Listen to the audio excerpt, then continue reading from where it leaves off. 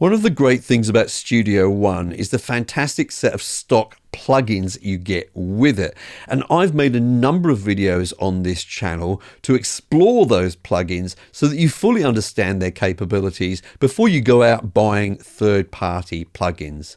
And I've decided to compile all of those videos into this one big kind of mega guide. So sit back, make sure you're comfortable. This is going to be a long one, and enjoy learning about Studio One's stock plugins. This video is sponsored by DistroKid. Follow the VIP link in the description down below to get 7% off an already amazing price to distribute your music to the world. Before you go and buy an EQ plugin, it's really worth learning how to use the Studio One Pro EQ before you part with your money, because it may just have everything that you need. Hi folks, I'm Mike and I hope you're well. Let's get started with the basic operations. Pro EQ2 is a 5-band EQ. Let's turn each of them on now. 1, 2, 3, 4, 5. And as you can see, they're all color coded. Now you can either control these frequency bands with the controls at the bottom here, or you can go to the display at the top and use your mouse to control them. So for example, we could grab this frequency range here,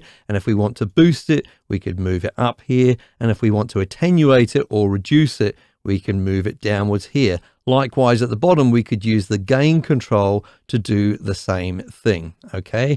Now, if we want to change the actual frequencies that we're changing, we can drag it from left to right like so. We can also adjust that at the bottom with the frequency control here. And finally, we can adjust the Q.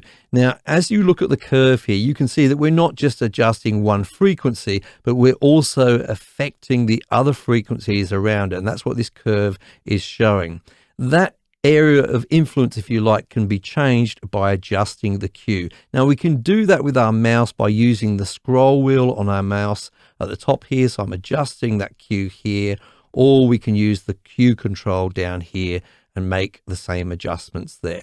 So that's essentially how we adjust our EQ with those 5 bands. Now, I just want to point out something specific about the low frequency bands and the high frequency bands, because with these bands, we can actually change the nature of the curve.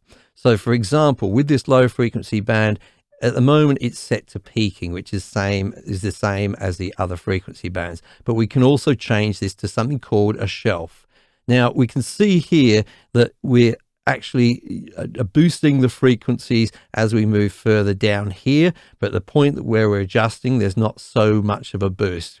So this is a very different way of adjusting compared to the way we were adjusting before. Now, we can change the kind of the steepness of that slope by changing the shelf options down here. Okay, so there's a much steeper slope here, and if we go to this 24 decibel one, that's the steepest slope. Okay, so low frequency shelves are reasonably common, and I often use high frequency shelves. So if we go to the high frequency node up here, or frequency control, you can see that we can change. It's already on a shelf at the moment. I'll move it back so we can see it a bit more clearly. We can either have it as a regular node as we had it before with the other ones, or we can change it to a shelf. And again, we can change the steepness of the curve for that shelf. It's very common for us to want to either cut the very high frequencies or the very low frequencies from a signal when we're using EQ. So Pro EQ2 has both a low cut and a high cut filter. Now, just to save any confusion here, in some other plugins, these will be called a high pass and a low pass filter, okay? These terms are interchangeable. They actually mean the same thing. So a low cut filter is the same as a high pass filter, and a high cut filter is the same as a low pass filter, okay?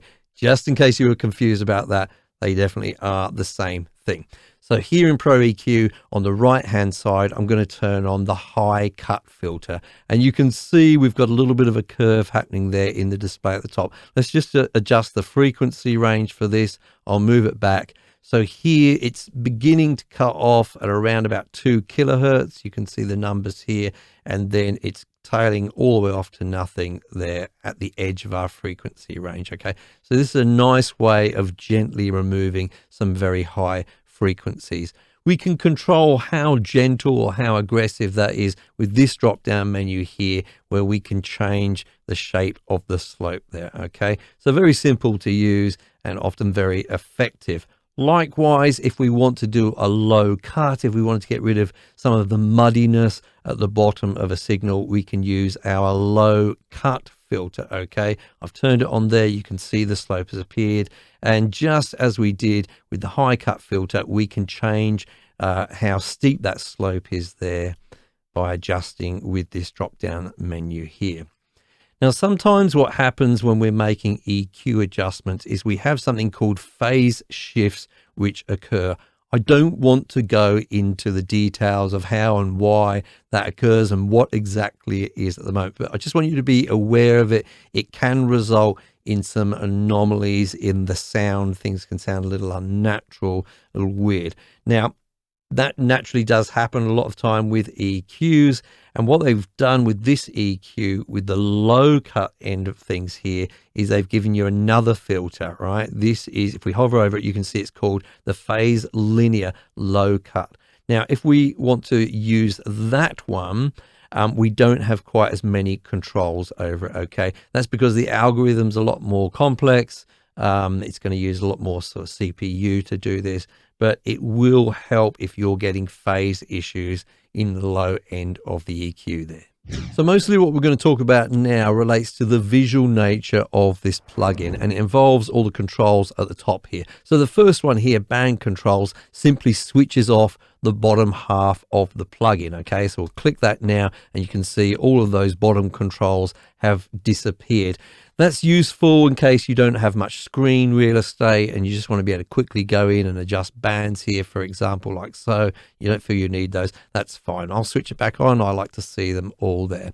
The next one here, level range, relates to how much of the range we're seeing visually in a vertical direction. Okay, so at the moment I can grab one of these nodes, drag it all the way up to the top, and I'm going to be able to move it a full 24 decibels. Okay, but say I've only moved it a little bit here and I change the range here, let's change it to 6 decibels, you'll see that the curves are more extreme. Now, nothing's actually changed in terms of sound here.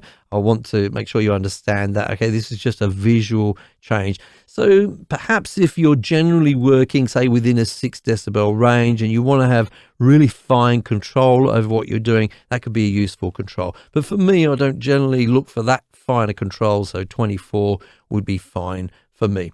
Now, the next button here, curves, is actually quite interesting. It's worth understanding that as we're adjusting a frequency range, say like this one here, and then we adjust another one like this one here, because they both have relatively wide Q values, they're intersecting each other. So they're actually affecting each other's curve, okay?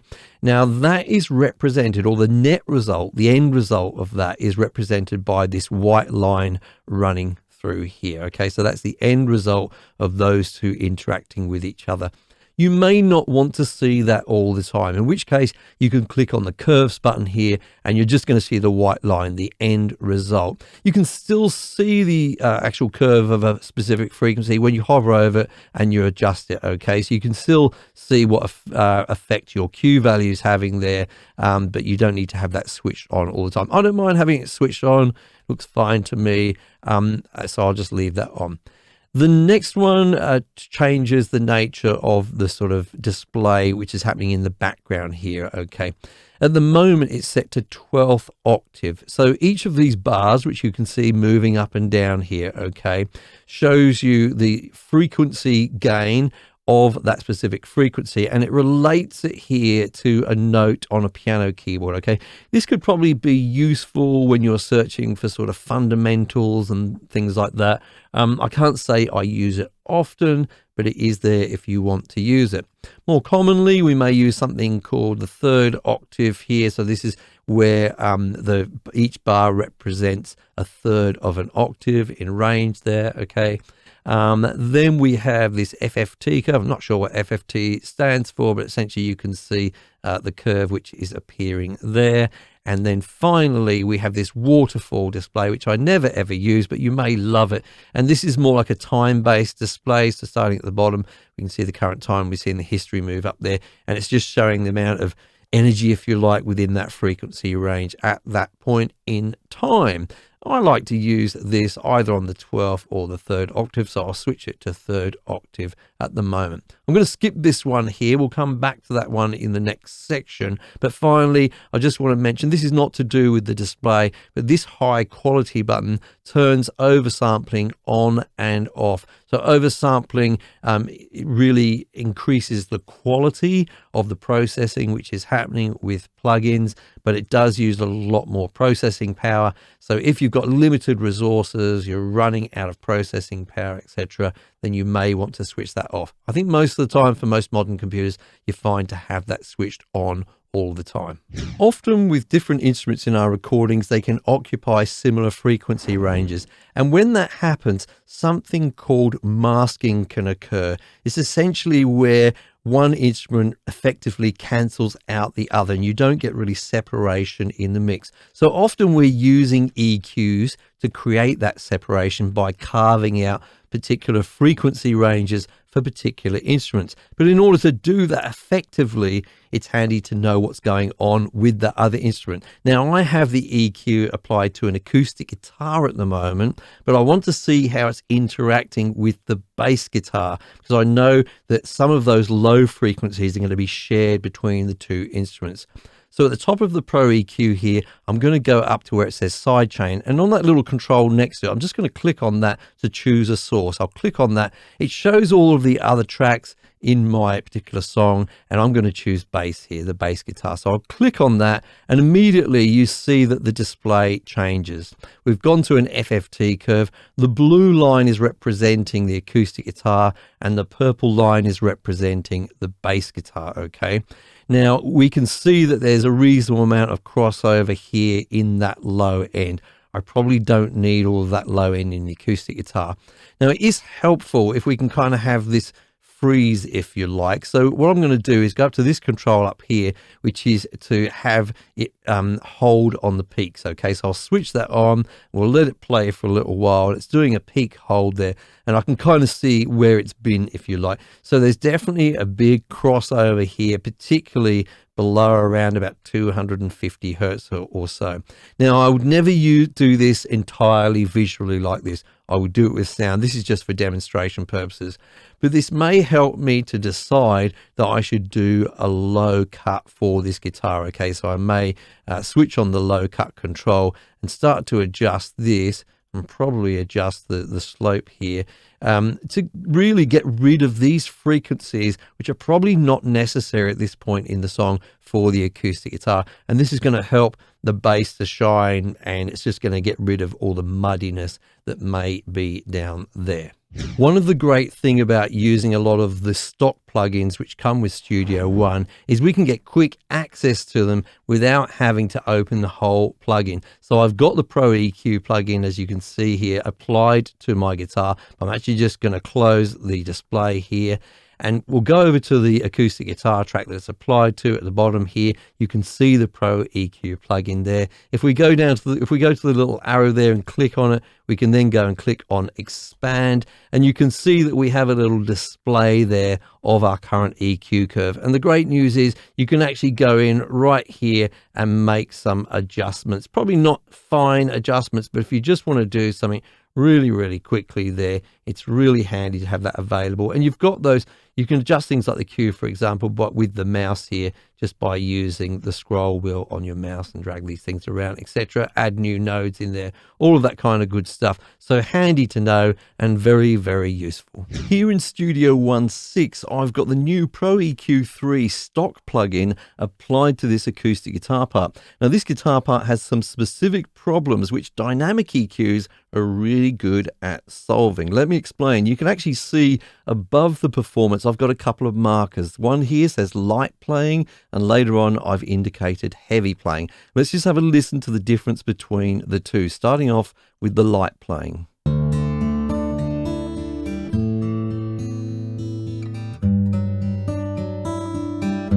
And you know what? With no EQ applied, no compression, nothing at all, I reckon that's a decent start for this acoustic guitar sound. Now let's have a listen to the heavy section.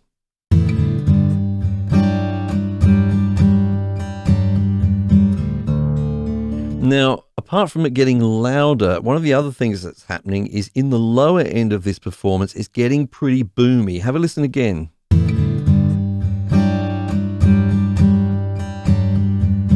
In fact, let's just use a new feature in this Pro EQ from version 2 to 3. I'll just grab one of the nodes here, and I'm just going to use the solo feature here. We can just solo one frequency band like so, and let's have a listen again.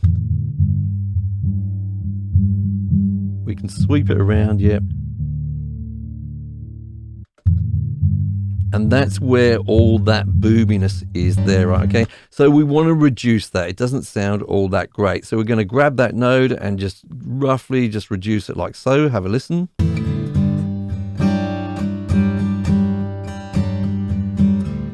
And that's much, much better. Now let's have a listen to the light section again.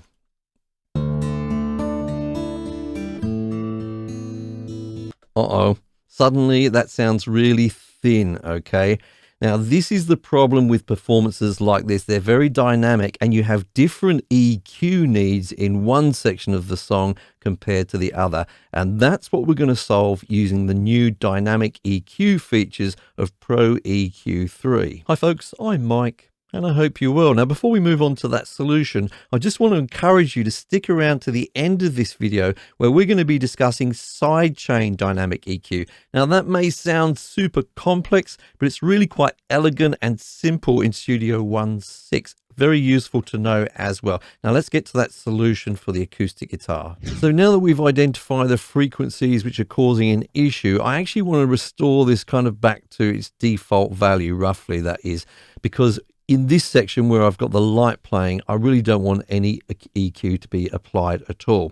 Now, of course, I do want it applied in the heavy section. So let's go to the heavy section and let's switch on the dynamic EQ features. We do that in the new plugin by clicking on any of the D buttons within the bands that we can see here. Any of them will be fine. When we click it, then the dynamic controls appear for all of the bands. Now, each band has two new controls which we can see. One is threshold and the other one is range. I'm going to start off by adjusting the range. If I move it down below 0, we can see in the display above, we've got an indication of how the curve is going to change for the EQ. And we'll set it as we did before, roughly down to there. Now, it won't be doing anything at the moment, okay, because we haven't set the threshold. The threshold at the moment is set to 0. And if we play the song, that dynamic EQ isn't kicking in. So what I'm going to do is play this section. I'm gradually going to pull this threshold down till we start to get some activity there.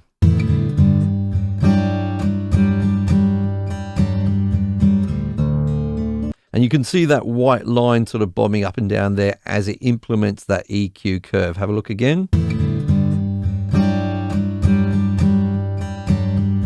So we're getting rid of that boominess there by applying an EQ curve when it's needed. Now, if we go back to the light section here, what I would be doing here is just fine tuning that threshold, just making sure that this EQ curve is not kicking in the light section.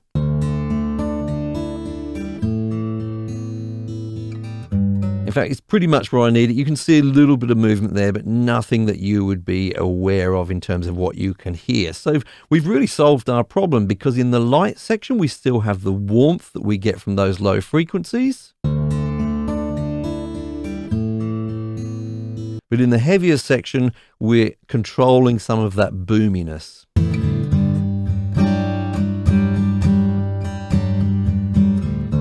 Now, this dynamic EQ was applied according to what was happening in the performance of this piece. But sometimes you want to apply dynamic EQ depending on what's happening in the performance of another instrument within the song. Let's take a look at how to do that now. Oh, just really quickly before we do get into that, this is a brand new channel, so every single subscriber and every like is so much appreciated. I thank you in advance for that. Also, your comments are really important as well. let me know in the comments down below how you feel about these new dynamic EQ features with Studio 1.6. So in this case, we have an acoustic guitar, and a little bit later we have a vocal which comes in. So sometimes the acoustic guitar is by itself, sometimes it's with the vocal. Let's just have a quick listen to a small section. Was it the touch of my hand? Was it the way that I stand? Now, sometimes we have the problem that two different parts or instruments share a lot of the same frequencies. And this is happening a little bit here with the vocal and the guitar. They're sharing a lot of the same sort of mid to high frequencies. And that means that the guitar is still kind of overpowering the vocal a little bit, and there's not that sort of separation which I would like to hear. Now, if we go to the part where they're both performing at the same time, and I do the kind of EQ adjustment I would like to get the sort of guitar out of the way of the vocal, which I happen to know is around about here, or roughly I would say around about 2K there. Yeah, maybe a bit of a wider Q. Then we can get the guitar out of the way of the vocals. Let's have a quick listen. Was it the touch of my hand? But in the sections where there is no vocals, or there are no vocals, have a listen to that acoustic guitar. Ooh, it sounds kind of mushy. It's kind of lacking definition. So a similar issue to what we had before in the first example. But in this case, we've got the vocals which are needing to change what happens with the EQ on the guitar. Very easy to do, in fact, in Studio 1.6. Let's just return this back to normal. We're going to use something called a sidechain. Now, if this sounds scary and complicated to you, don't worry. You're going to see in a moment. It's actually very, very simple. At the top where we can see the word sidechain, we can just switch on for the moment. We need to select a source. Now, what we're doing here is we're selecting a signal from another part of the mix, and we're using it to feed into our plugins. So in this case, we're just going to click on this arrow here, and then we can see the available source. There's only two in this song. We can see the main vocal there, and I'm just going to click on send. Okay, when I do that, which I've done now, if we look over at that vocal channel here, we can see that that send has appeared there. So we can control the level of send, etc. there. We'll take a look at that in a moment. So back in the EQ plugin, we now have that vocal feeding in. So now let's just play both of them together. We've got the sidechain switched on, and have a look at what happens to the display now. Was it the touch of my hand? Was it the way? So we can see two lines there. The blue one is the guitar and the pink one is the vocal. Have a look again. Was it the touch of my hand? Was it the way that I stand? And we could see there that they do share a lot of the same frequencies, especially in these sort of mid to upper mid frequencies and these higher frequencies here. So we're going to have that this decrease in these frequencies in the guitar when the vocal is performing. Very easy to do. We've got our band selected here. I'm just going to click on that D button again for the dynamic controls to appear. And I'm going to start off by adjusting the range, okay, just as we did before, yeah? And I'm going to do a fairly sort of substantial reduction there. I'm going to adjust that Q there. It's fairly obvious, this one. It's not very subtle. And I'm going to do the same as I did before. I'm going to play the vocal and the guitar together, and I'm gradually going to adjust this threshold until I get the kind of movement with this EQ band that I want. Was it the touch of my hand? Was it the way that I stand too close? And you can see that happening there. So that EQ is only being implemented when the vocal is actually, you know, got a signal to it, okay, and it's going above the threshold. Have a look again so you can see what's happening. Was it the touch of my hand? But as soon as that vocal stops, everything returns back to normal. So we're still getting all of those nice, crispy frequencies which give the guitar its presence there while the vocal is not performing. Just for fun, let's have a listen to what's really happening with that acoustic guitar with our vocal muted. Now, in order to do that, I'll just go over to that send here. I'm going to change the type of send to a pre-fader send. Just by clicking on this tiny little icon we can see here. What does that mean? That means that we're going to be sending that signal through to the EQ regardless of the value of the fader here. So I'm just going to turn the fader for the vocal all the way down. I'm actually going to mute the reverb for the vocal. Okay, let's go back a bit. Have a listen to the guitar from the section where there is no vocal. And now we're going to hear the effect of the vocal without actually hearing the vocal itself.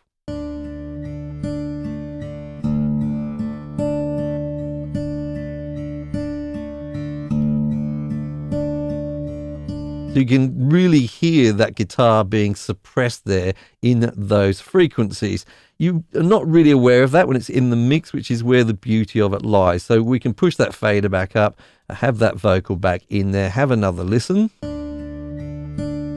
Was it the touch of my hand? Was it the way that I stand? And we're now getting a lot more separation there between the vocal and the guitar. This is the Studio One compressor. And if you're not familiar with what controls such as threshold, ratio, attack, and release are all about, then that probably means that you're new to compression in general. And don't worry, I'm going to be explaining all of these concepts to you so that you don't just understand how to use this compressor, but you'll have an understanding of how to use compression in general.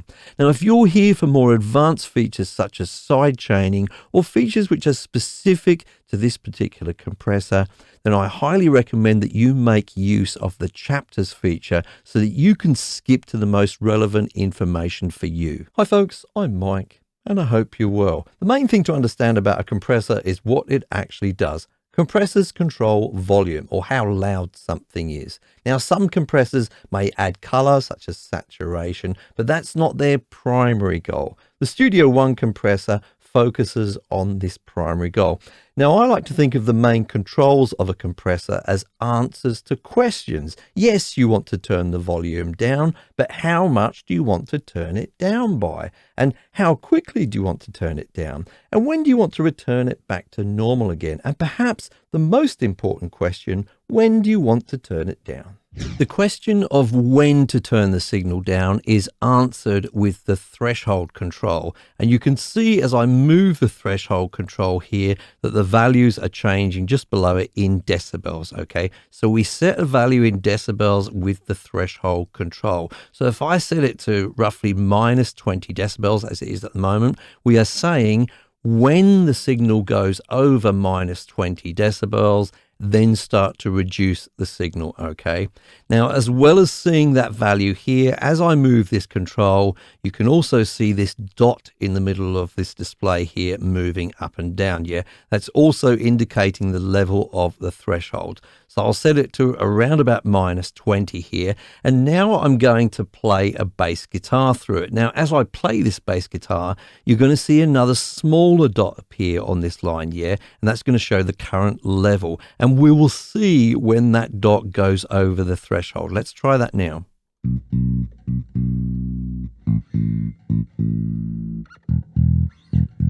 So you can see that the signal of the bass guitar is going over that minus 20 decibels quite a lot of the time, and yet we're still not hearing any compression. And that's because we haven't yet told the compressor how much to turn the signal down by. The question of how much we reduce the signal is answered with the ratio control. If we look at the ratio control, there's two values below separated by a colon. In this case, a 1 and a 1. This would be described as a 1-to-1 ratio. And if I move this control to change those values, and I'll move it to a whole 2 there, that is what we would describe as a 2-to-1 ratio. In fact, we can type in values here. I'll change that to a 4. That would be described as a 4-to-1 ratio. The most important thing you need to understand as a beginner is the higher that first number is, the more we will be reducing the signal once it goes over the threshold, okay? In other words, we will have more compression with a higher value. That's the easiest way to remember it.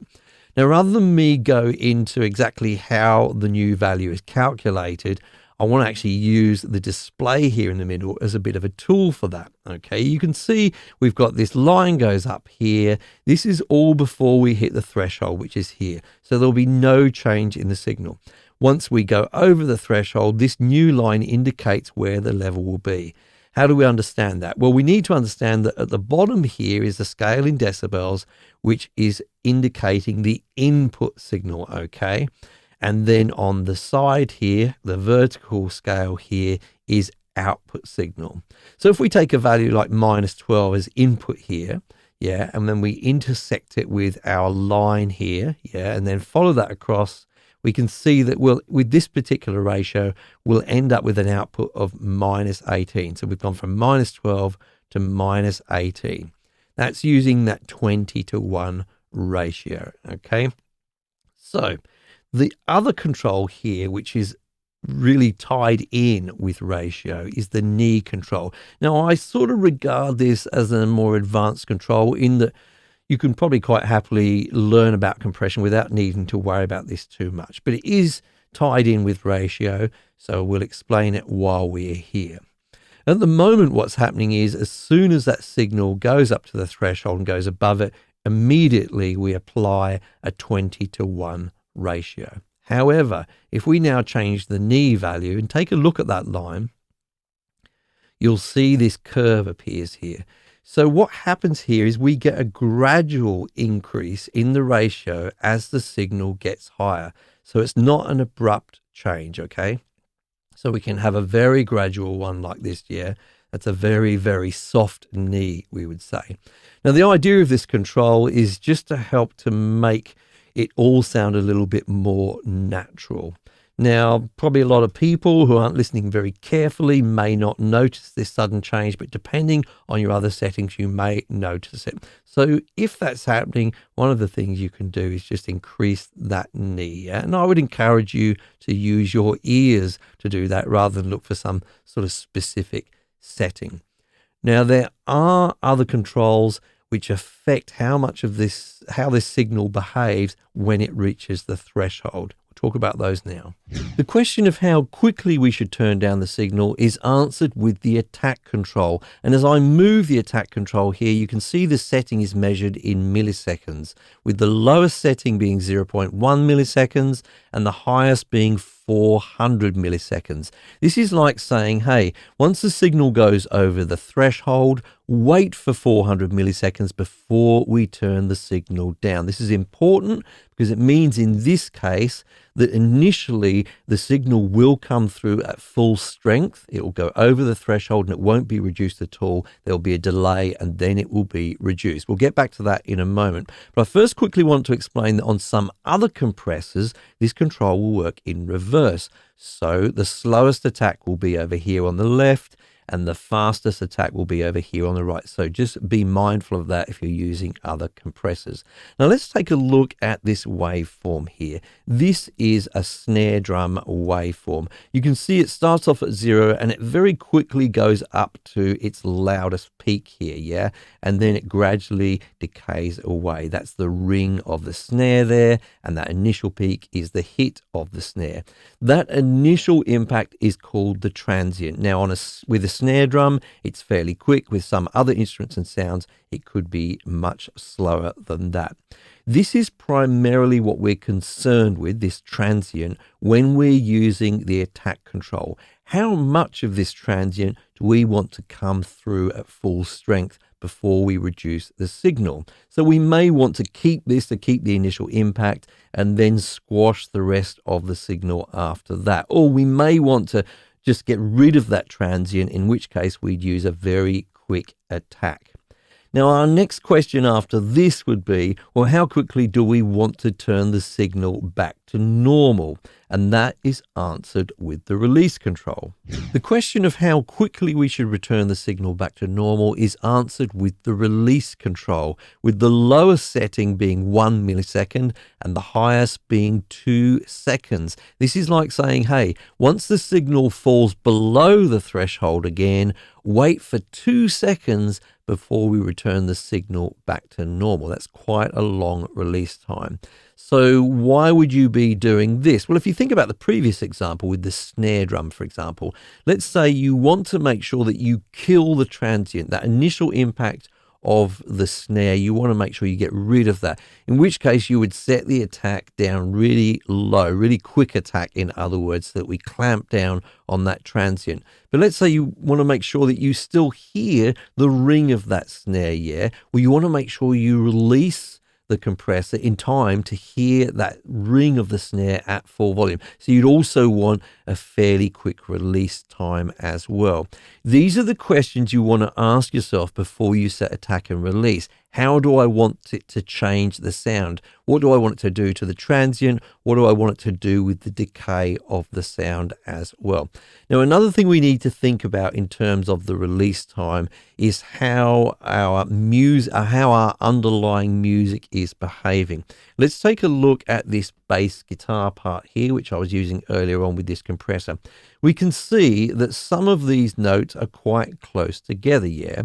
Now, let's say I had set the compressor with this one here, and then I set a fairly long release time. If it was long enough that the compressor was still on by the time the next note is played, then we would definitely kill the transient of that note, okay, regardless of our attack settings or anything. So we want to be mindful of this. You may not always want the release to allow the compressor to bleed into the next note. So the relationship with the underlying music can be important. Now, I've left a link in the description down below to help you calculate tempo settings and musical settings into milliseconds, and that's going to help you to get, the right kind of release setting here. I still, even once I've used that kind of methodology, like to use my ears just to adjust this, just to make sure it's feeling the way I want it to feel. Now, very, very quickly, both the attack and the release settings have some other features here, the auto and adaptive. I will be covering that later on. We have a number of controls on this compressor relating to gain. The first one is input gain. This is just setting the level of the signal before it even gets to the compressor. And this is the signal that the compressor will work with to determine whether it's going over the threshold, etc. Okay, so if you happen to have a very quiet signal, then you may want to use this to boost the signal on the way in, or if you happen to have a little bit too loud or hot signal, then you may use this to reduce it. I've got to say, I don't often use this control because I normally like to make sure that my levels are healthy before I go into anything like a compressor. However, you may have just come out of another plugin which doesn't have an output level or something, and this is really handy to have this here so that you can correct the level before you start your compression. The next thing that we want to deal with is output level, and this is what this control is for over here. It's called the makeup gain. Before I use this control, I just want to quickly set up some fairly aggressive compression. Okay, so I'm going to set the threshold down pretty low, have the ratio up pretty high. I'll just get that attack quick. Okay, let's have a listen to this. It should sound horrible on this bass guitar. Okay, now initially this bass guitar sounded like this. Now that it's compressed, it sounds like this.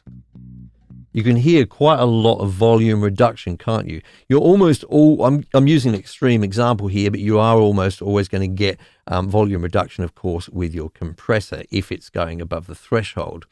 Now, that it's not always desirable to have it down that low, and this is where you would use makeup gain, okay, to restore the signal, particularly the peak level of the signal, back to where it was before. And this way, you get the effects of shaping the sound with the compressor without actually overall reducing the volume. Okay, let's have a listen now. And I'll switch the compressor off. Now, it's still a fairly horrible sound at the moment, and I'll get back to why I've created such a horrible sound in just a moment. Now, if you don't want to calculate this makeup gain yourself, then you can use this auto feature where the Studio One compressor is automatically going to try and determine what that makeup gain should be. And a lot of the time, I think that's pretty effective, okay? So you're just going to have to judge for yourself if you're getting the results you want when it's on auto, okay? But worth trying out for sure. Now, why have I got such a horrible sounding compressor? Well, sometimes we actually do want to compress things really, really hard like this, and then blend them in with the original signal. That's something called parallel compression. And what you'd normally do is send your signal off to a bus, put some really heavy compression on there, and then, as I say, blend it in with the original signal. But we can do that without having to use a bus by using this mix control here, okay? So if we have this all the way over to the left, we're just hearing the original signal. All the way over to the right, we're hearing just the compressed signal. And then somewhere in between, we can blend them together, okay? This can be a really nice sort of subtle form of compression actually, which can help to keep things on top of a mix. I have to say, under normal circumstances, however, I would have this mix control all the way over to the right. As the compressor is listening to the signal, particularly listening for it to go up above the threshold, there's a little bit of a delay before it actually reacts and applies the attack time. Now, people used to get around this if they wanted an immediate clamp down on the signal by creating, say, a duplicate track, adjusting its timing and using that track to control the compressor. We don't have to do that anymore because this plugin has something called a look ahead feature. We can switch on down here, and this enables the plugin to look 2 milliseconds ahead so that we can apply really quick attack times. Sometimes there can be quite a bit of difference between what the left and the right channels are doing with a stereo signal, and you may want to combine them into a mono signal so that the compressor is just hearing and reacting to a mono signal. And that's what the stereo link button does at the bottom left hand side over here. Now, I just want to make sure you understand, this doesn't mean we will be hearing a mono signal. It means the compressor will be hearing a mono signal, and we'll use that for the purposes of triggering compression. It's important to remember that while we're hearing the result of the signal after compression, the compressor itself is always listening to the original signal uncompressed in order to determine its behavior, particularly in terms of the threshold, okay? Now, that's important as we go ahead and take a look at this feature, the sidechain feature. Before we delve into that, I just want to have a quick listen and a look at what we've got applied here. I've got this compressor applied to a whole drum kit. When I play this in a moment, you're going to see a yellow line appear here, which is indicating our level reduction. That's our compressor working.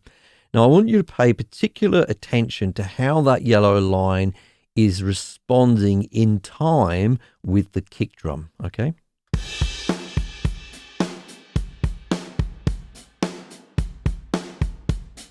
Now, it's hearing and responding to the whole signal, but you can see that it's particularly responding to that kick, okay? And compressors tend to do that.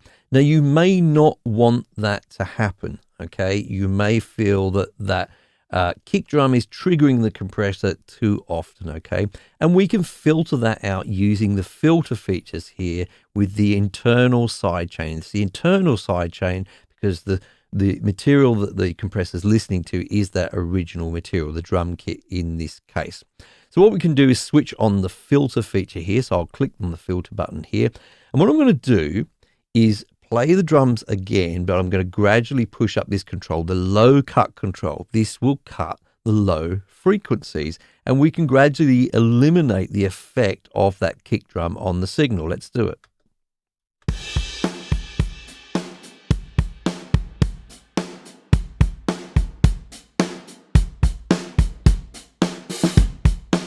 And you could see finally that it wasn't actually reacting to the kick at all. Notice we haven't filtered out these frequencies from our signal. And by the way, the compressor is still working on those low frequencies. It's still compressing those low frequencies, but as it's listening to the original signal, those low frequencies have been cut out, okay? We can actually hear what the compressor is hearing by clicking on the listen button here. Let's do that now.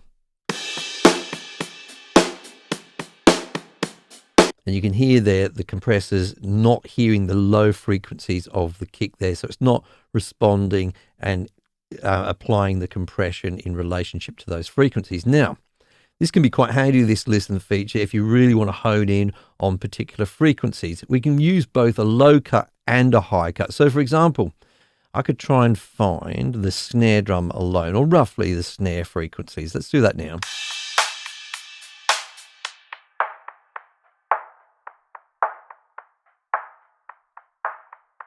And this means that the compressor is only going to now react roughly to that snare sound. I'll turn the listen feature off and have a look at that yellow bar now.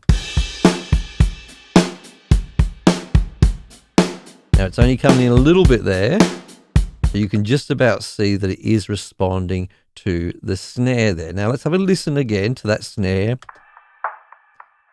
What if we wanted to have everything else trigger the compressor, but not the snare or not those kind of middle frequencies? We can just click then on this swap button and that kind of reverses the effect there. Yeah. And that's now what the compressor is listening to. It's listening to some low frequencies, some high frequencies, but it's scooping out a bit in the middle there. Okay.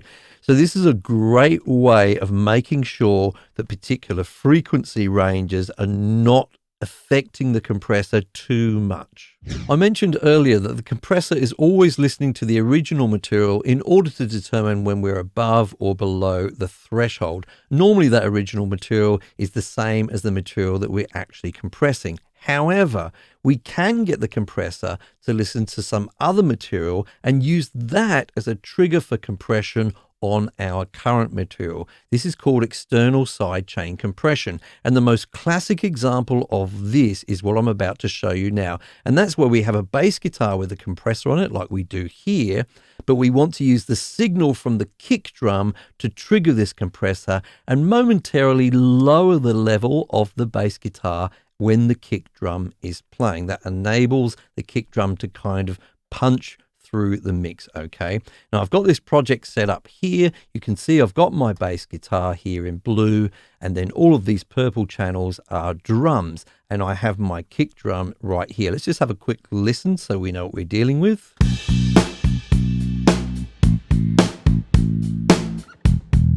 Now the first thing I'm going to do is actually solo both the bass guitar and the kick. You don't have to do this at all to make sidechain compression work, but I'm going to do it here so that we can hear what's going on. Now I'm going to go back to my plugin here, and at the top where we can see the word sidechain, I'm just going to click on this little arrow here, and this gives us a list of sources for our external sidechain compression.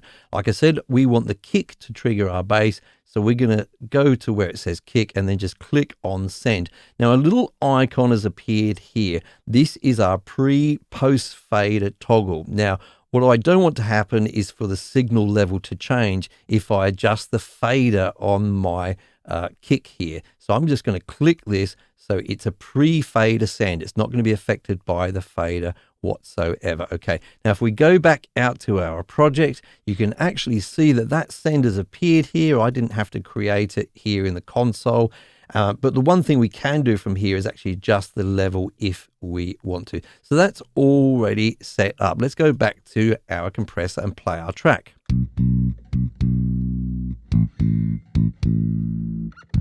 Now we can see the activity with that small blue dot there from the kick drum here, but we're not getting any compression yet because the threshold isn't low enough. So let's lower that to begin with.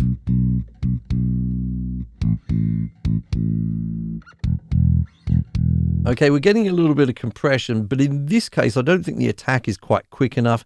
It's not really sort of clicking in as soon as that kick drum arrives. So I'm just going to lower the attack there. Okay. So actually this compressor is now being triggered by the kick drum, and it's lowering the level of the bass guitar momentarily. It's not extreme, but it's just enough, and that can often be enough.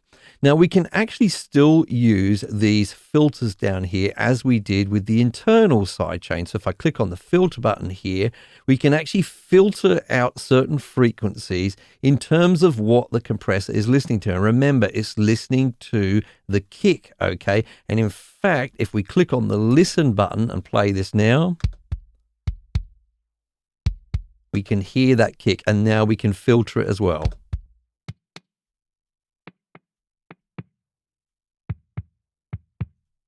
and that is external sidechain compression. I just want to quickly explain a couple of buttons that we skipped over earlier, and that's in the envelope section here, okay? That's the auto and adaptive button. When we engage auto, we no longer have access to the attack and release controls here, okay? This is a way of allowing the Studio One compressor to determine those automatically for us, and it's going to do that based on the material, okay? The other button, adaptive, allows us to still adjust these, but it's going to vary them, again, according to the material. Now, I just want to say that I have rarely used these buttons, okay, but you may find them useful, especially if you're kind of struggling to get that attack and release time and you're getting any kind of weird pumping effects or anything like that. Let me know in the comments down below how you get along with these. You may encourage me to use them more often. I also want to quickly mention that as well as going into the plugin here and making adjustments, you can make quick and sort of broad adjustments from the console itself. If we go back out to the project here, you can see I've got the compressor inserted here on the bass guitar. If I click on it, this will expand some controls for it, and I can make adjustments here, particularly here to threshold, and also here to the actual ratio as well. That saves you having to keep going back into the plugin. Fat Channel XT is a stock plugin which comes with Studio One, and in this case I've got it inserted onto the main vocal track, which is sounding like this. Only yesterday, honey, I was there with you. Now, one of the great things is I can shape the sound of this vocal all in one place using all of these components. There's a high pass filter, there's a gate expander, there's a compressor, equalizer, and a limiter as well. Without having to open up lots of plugins, I've got them all at my fingertips. Now, if we look at the compressor and equalizer components of this, we can actually swap them out for some alternatives. So if I go to where it says compressor at the top and click on this down arrow here, you can see I've got a number of options available to me. For example, I could swap this standard compressor out for this LA2A style compressor. Now, depending on how you got Studio One, whether you bought it outright or whether you got it using Sphere, some of these are available for free, some of them are paid for components. So in this video, I'm just going to focus on the standard components, the ones that we all have. You can get a very long way indeed with these components, but it's worth understanding them all. Hi folks, I'm Mike, and I hope you're well. One of the main advantages of a channel strip is having everything at your fingertips. Now, the individual components may not have as much depth as you would have with a single plugin, but generally you do have everything you need for most tasks. That's true with Fat Channel XT, which does come with Studio One. So let's dive in and just get an overview of how it works. When you first insert Fat Channel XT, it's probably going to look something like this. We can see the high pass filter controls and the gate controls here. And if we want to use, for example, the compressor, we just click on its name at the top here and it slides into view like so. The same is true for the equalizer, and we can also reveal the limiter by clicking on its name. Now, this is the default view or the default mode, but I have to say I much prefer something called the stacked mode, which is what we saw right at the beginning of this video.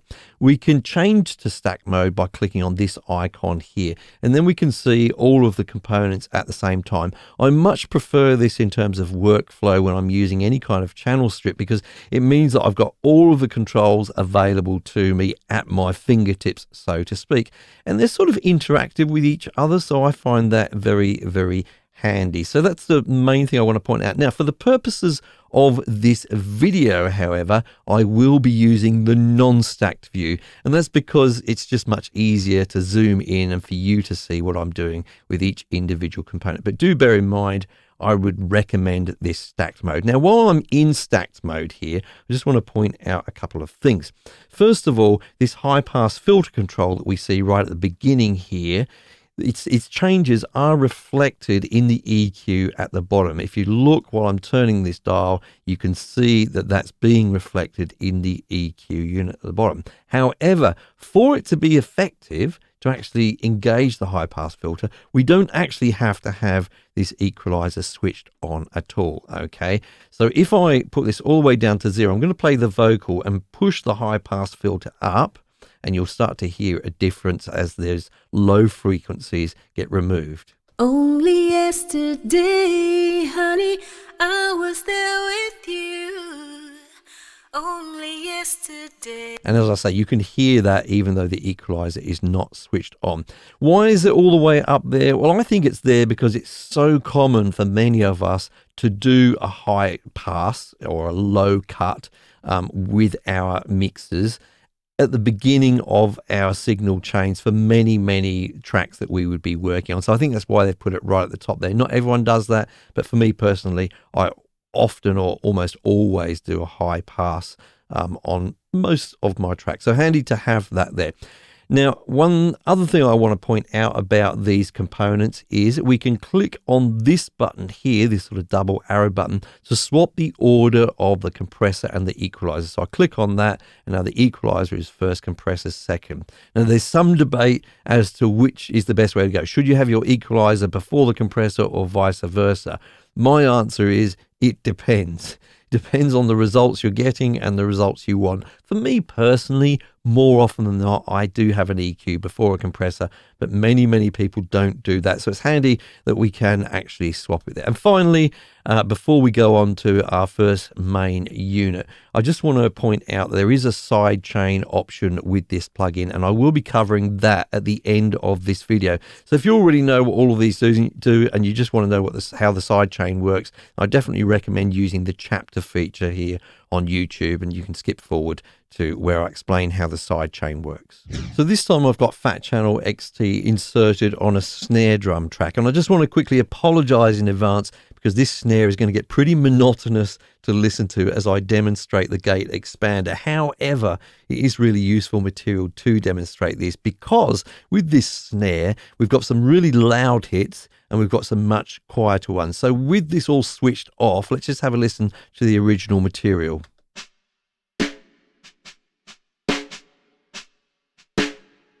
So as I say, some loud ones and some quiet ones. Now a gate is just like a real world gate. It's open or closed. When it's open, things go through, sound goes through in this case. And when it's closed, sound does not travel through. Well, kind of.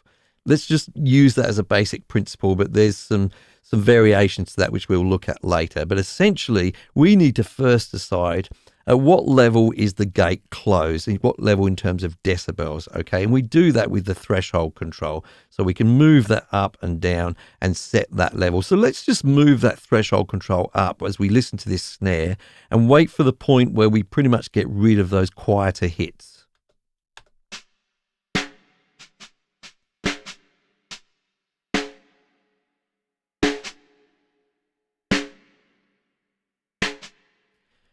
We've had to get it up pretty kind of high there. The threshold's pretty high. We're still hearing the odd quieter hit, and we'll get to why that is at the moment. But essentially, we've cut most of those quiet hits out. Now, it may be that we don't actually want to cut quiet things completely out, but we just want to reduce their volume. We may get a more natural result with that. And we control that with the range. The range essentially controls how much volume or signal reduction we're getting when the signal is below the threshold. I had it set to minus 84 decibels, which basically cuts it off completely. But we can, as I say, just reduce it, not cut it off. Let's just push this control up and see what happens then.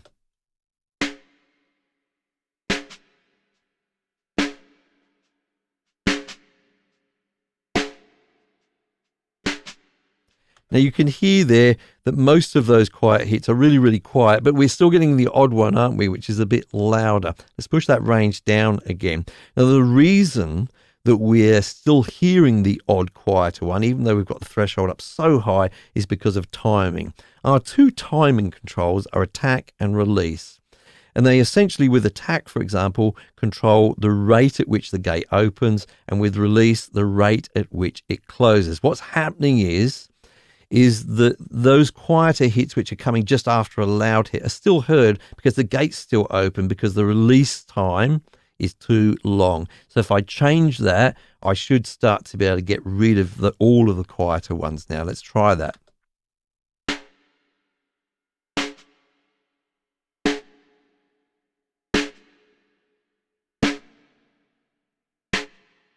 And there we go. Now we've got rid of all of those quieter hits and we're only hearing the loud ones. That's just a good way to demonstrate how a gate like this can work. It can be very, very useful indeed. Now, we can not only just use threshold to determine when the gate opens or closes, but also frequency. And that's where this control comes in, the key filter. What I'm going to do is not solely based on how loud something is, but the frequency. So I'm going to reduce this threshold down a bit, actually. And I'm going to push this key filter up and have a listen to see what happens now.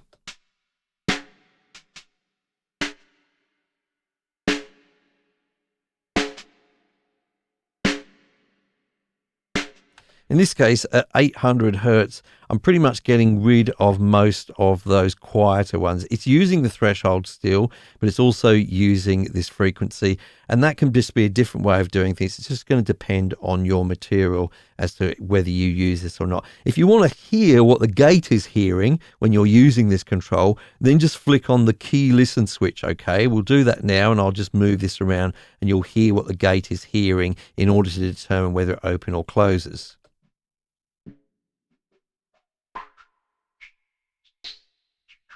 So that may help you in terms of identifying which frequencies you want to use. Now, finally, we can switch it from a gate to an expander, okay? Very, very similar in usage, but you'll actually see it with the visual display over here. When we click it to expander, we'll lose the range control, yeah? We've still got the attack and release, but you can see that it's not going to ever completely cut anything off which is below the threshold, okay? It's just going to make it quieter, kind of what we were trying to do earlier on with the range control. But depending on the material and how you want to use it, you may find this a little bit easier, in fact, to use. In this case, we're mainly going to focus on that threshold. Have a listen again.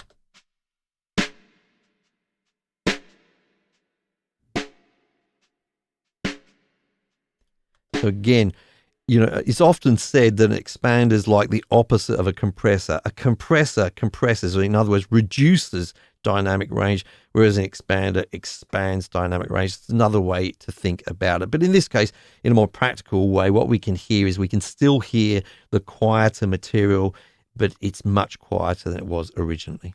Now, if you don't really understand what the controls of a compressor do, then I'm going to recommend you follow the link in the description down below, or on the card that you can see in the top right at the moment, to another video I made where I went through how to use the stock compressor which comes with Studio One, because in that video I actually explained the basic controls of which are common to many compressors, and that will give you an understanding, if you watch that, of how compression actually works. And rather than me repeat myself here, I think it's better that you do watch that video. Instead, here I'm just going to explain some of the little quirks that we find with this compressor with Fat Channel XT. Now, of course, we do have a threshold control here to set the point at which compression will start to happen, and we also have a ratio control to control how much compression will happen.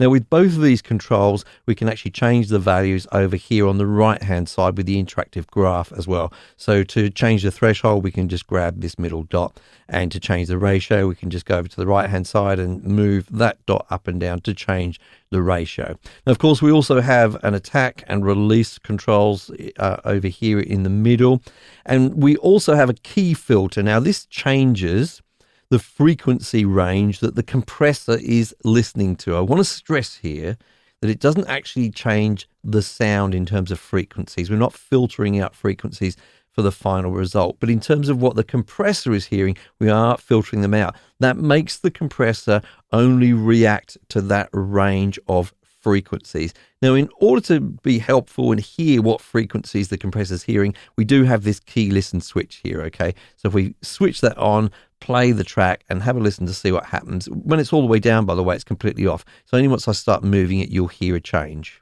Only yesterday, honey, I was there with you. Only yesterday. So if we wanted the compressor to kick in based upon what was happening in the low frequencies, we would have this low. And of course, for the high frequencies, the same there. Okay, so Do keep in mind though, it isn't actually changing the sound, and the whole frequency range is still being compressed. It's just what's triggering it. Now, we also often see something called a knee on compressors, and basically that makes the ratio happen in a bit more of a gradual way around the threshold. We don't have a lot of control over the knee here, but we are able to turn a knee on. We do that with this button here, yeah, the soft button. That just turns on a soft knee. You can slightly see it happening in the graphical representation over here, but we don't have fine control over it. But most of the time you don't really need that. Now finally, we have an auto button here, and I just want to be clear about what this does because it's a little bit different to the way it behaves with the Studio One stock compressor. When we turn on the auto button here, we lose the ability to change the attack and release. It's done automatically. Attack is set to 10 milliseconds and release is set to 150 milliseconds. So the EQ is a simple 4-band EQ, and you can see the 4 bands here. If you click on them, that actually switches them on if you want to use the mouse like this. If you drag one of them up, then that gives a boost for that frequency range. Drag it down, it reduces, attenuates that frequency range. We can also change the Q or the curve. Again, using our mouse, if you just use the scroll wheel on your mouse, then you can actually change the Q like so there as well. Now, if you don't want to use your mouse, then you can also change those values down here with that frequency range. You can either click on there and then just type in some values, or again, if you hover over the value here, you can actually use your scroll wheel on your mouse to change that, and you can do that with all of the values like so. Okay, so there's a few different ways that you can change the basic values.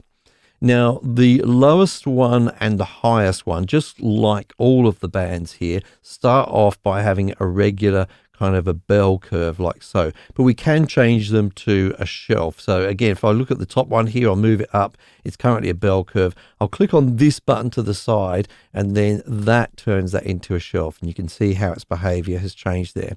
Now, just a word with shelves and the way that the Q changes the shelf. If we push the Q up with this shelf, just make sure it's selected, sorry, push the Q up, and you could see that what happens is you get a dip just below the frequency that you've selected, and you get a boost just above it, but then it sort of smooths it out. Okay, that's if you're increasing the Q. If you reduce the Q, it sort of does the opposite. It smooths everything out and extends the range of that Q. You can see it's extended all the way down here in this case. So just a different way that the Q works when you're using a shelf on the lowest and the highest frequency bands.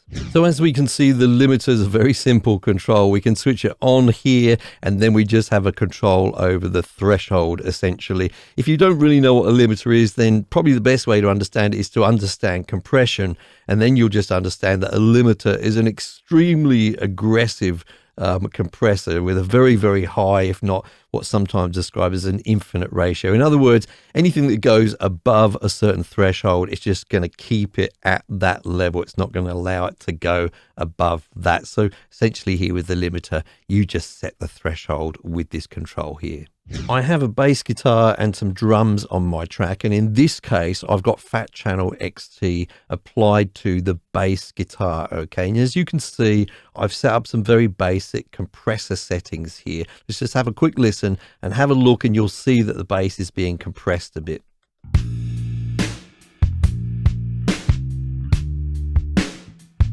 So once the compressor hears the bass go over a particular threshold, then it actually reduces its signal. But quite often what we actually want to do is reduce the signal of an instrument like the bass according to what another instrument is doing. Very commonly, we do this with the kick of our drum. This helps the kick drum to shine through and gets the bass out of the way. It's sometimes called ducking. Now, it's not always done with bass and kick. It can be done with all kinds of things, but this is just a typical example.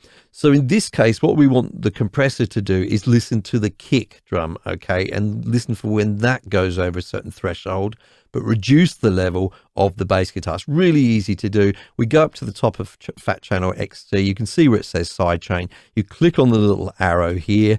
That gives you a list of tracks in your current project. And for me, I'm just going to click here for Ascend from the kick. Okay, so I just click on that button. There's another little icon has appeared here. This is the toggle, the pre-fader toggle. I'm going to turn that on to make sure the signal is not being affected by the fader level of my kick. Okay, so if I'm mixing later on, this signal is going to stay constant. Okay, so now what's going to happen when we play our track is, yes, the bass is going to be compressed, but only when the kick kicks in, so to speak. And I'm probably going to have to adjust the threshold to make that happen in the right spot. Let's give it a try.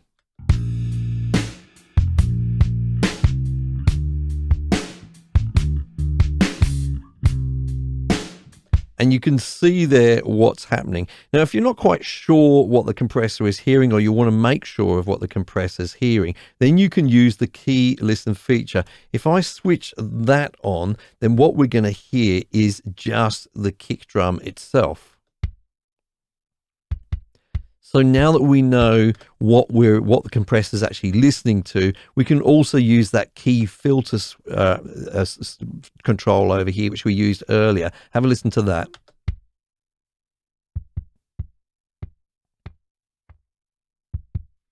So there we can control which frequency ranges of the side change source the compressor is reacting to. Again, just make sure that that's switched off, so that you can again hear the bass guitar.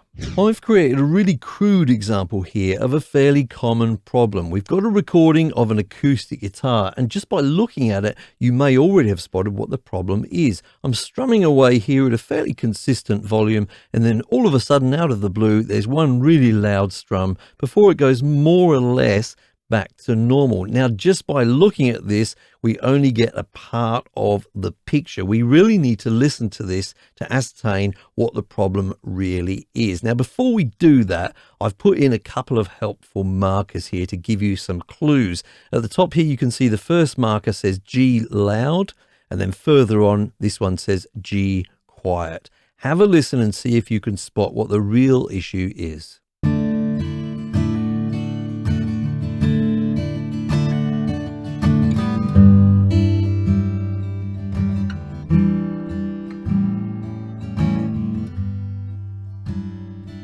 Now, of course, this G note, this low G note, is much louder here. But to be honest with you, I didn't actually play that much harder. It's much more to do with this frequency response between the guitar and the microphone here. We're creating this kind of boomy sound, if you like. Now, of course, it isn't a great recording. I could go back and re-record this guitar and position the microphone better. That option's not always available to you, and it doesn't always fix the problem, depending on how this problem has come about. Now, I do want to note that further on here, I played the same G note, but on purpose, I did play it much quieter. That's important as we look at what the solution is here.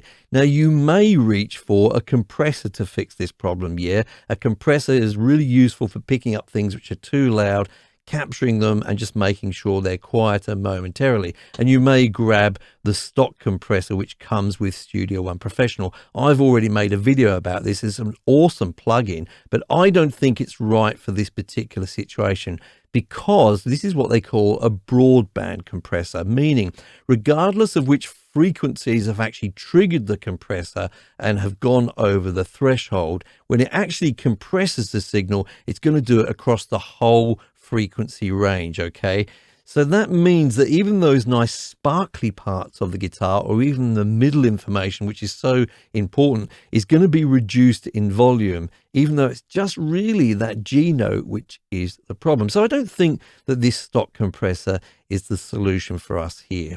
The other thing we could think about would be EQ, and you may have reached for this when you've got this kind of problem in the past. So you think that G is out of control, I'm just going to turn my EQ on, find the offending frequency and reduce it. But do you remember that later on we played the same G note but much quieter? That means that that low end information is going to be gone, and it's going to sound really, really thin as well as quiet. Not to mention that even when we're not playing that G note, we're going to have some frequencies information happening there, and we may end up making the whole guitar sound really kind of thin unnecessarily for most of the performance. So I don't think EQ is the answer here. So what I would be reaching for some of the time here is a multi-band compressor. Now in Studio One, we actually have a plugin, a stock plugin called Multiband Dynamics. Why is it called Multiband Dynamics and not Multiband Compressor? And that's because it's actually a compressor and an expander as well. We'll be talking about that a little bit later on. But this is the kind of plugin you would be reaching for when you've got certain parts of your performance which are too loud, but that's confined to a particular frequency range. Hi folks, I'm Mike and I hope you're well. The key to multiband dynamics is having a clear intention with what you want to achieve. Now, if you're wanting to control levels or dynamics within a particular frequency range, then this is the plugin for you. But you're going to need to understand the controls. Let's take a look at that now.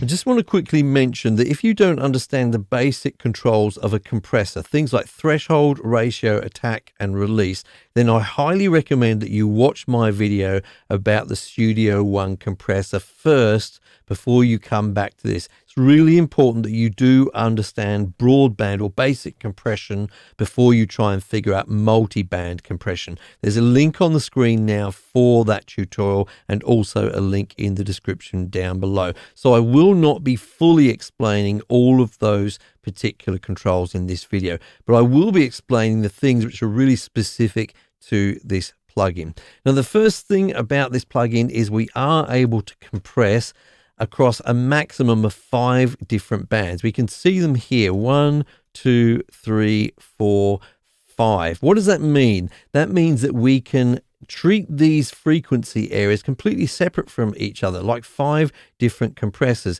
We can set different thresholds for each frequency range. We can set different behaviors in terms of ratio, attack, and release as well. So they're really kind of independent of each other if you want them to be. Now we can see here that if we grab one of the lines, we can drag it around, and that is going to change the range or the frequency range of a particular band. So you can see here that I'm adjusting the green one, but you can also see the knob down below here. So you can do the same thing by dragging this around like so. Now, we do have 5 bands as a maximum, but we don't have to use 5 bands. If you want to reduce it, say, to 4, then you could, for example, grab this top one and just drag it all the way to the end. You'll see it now says max here, yeah? We could have used this dial here to do that as well. Now we've only got 4 bands of compression that we're using. And likewise, for the lower bands, we can do the same thing. We could drag this one all the way down, drag this one all the way down. You can see they both say minimum here, and now we've only got 2 bands of compression. Okay, so you don't actually have to use all 5 if you don't want to. Let me just reset everything here. Now, as we are controlling each of these bands, we can actually sort of listen to them. This can be really, really useful if these frequency numbers don't mean too much to you. Okay, so if you haven't got used to what 320 hertz is yet, then it's useful to be able to listen to this band. So we could solo it, for example, like so. Have a listen to our guitar, and right away we can hear what is between 320 and 960 hertz here. And we could go ahead and adjust these by listening to that as well. That's a really helpful thing to do. We can also mute particular bands so that we're hearing everything else except those. I don't find that particularly useful, but you may find it useful sometimes. And the other thing we can do is bypass a band. Now, we'll still be able to hear all of the frequency information within that band when we've got it bypassed, but any of the controls we use, like threshold, ratio, will not have any effect. Okay, so we're just bypassing any of those controls. Talking about the controls, you will see that as we select each frequency range up here, that these controls down here, which are our main compression, or I should say compression expansion controls, the color changes. Okay, so you always know which band you're dealing with. Okay, so as I go through each band, you'll see the colors do change here, so that's rather helpful.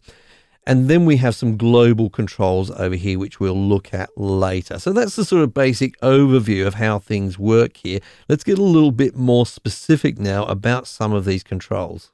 Now, as we can see with this plugin, there's quite a bit of metering information going on here. So we've got some actual signal information for each band here, and we can also see what's happening with our controls, or some of our controls within that area as well. If we don't want to see that up-to-date sort of visual information, our frequency information there, we can switch metering off. That may be useful if you're on a low spec machine or you're just running out of system resources in general. But normally I have to say I leave it switched on all the time, and it's just fine.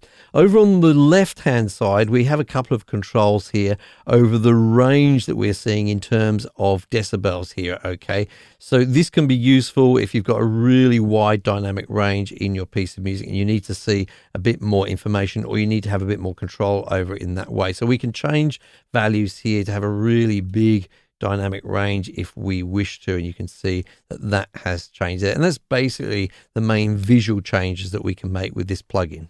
In the bottom right hand corner, we have the global functions. Most of them are self-evident in terms of what they do. However, I will explain them very, very quickly. We have a mix control over on the right. This obviously blends our non-compressed or expanded signal with our compressed or expanded signal. Okay, that can be quite useful. And then we have a gain control. This is just an output gain, sometimes called a makeup gain, but essentially this is controlling the output for the whole plugin after we've done all of our processing.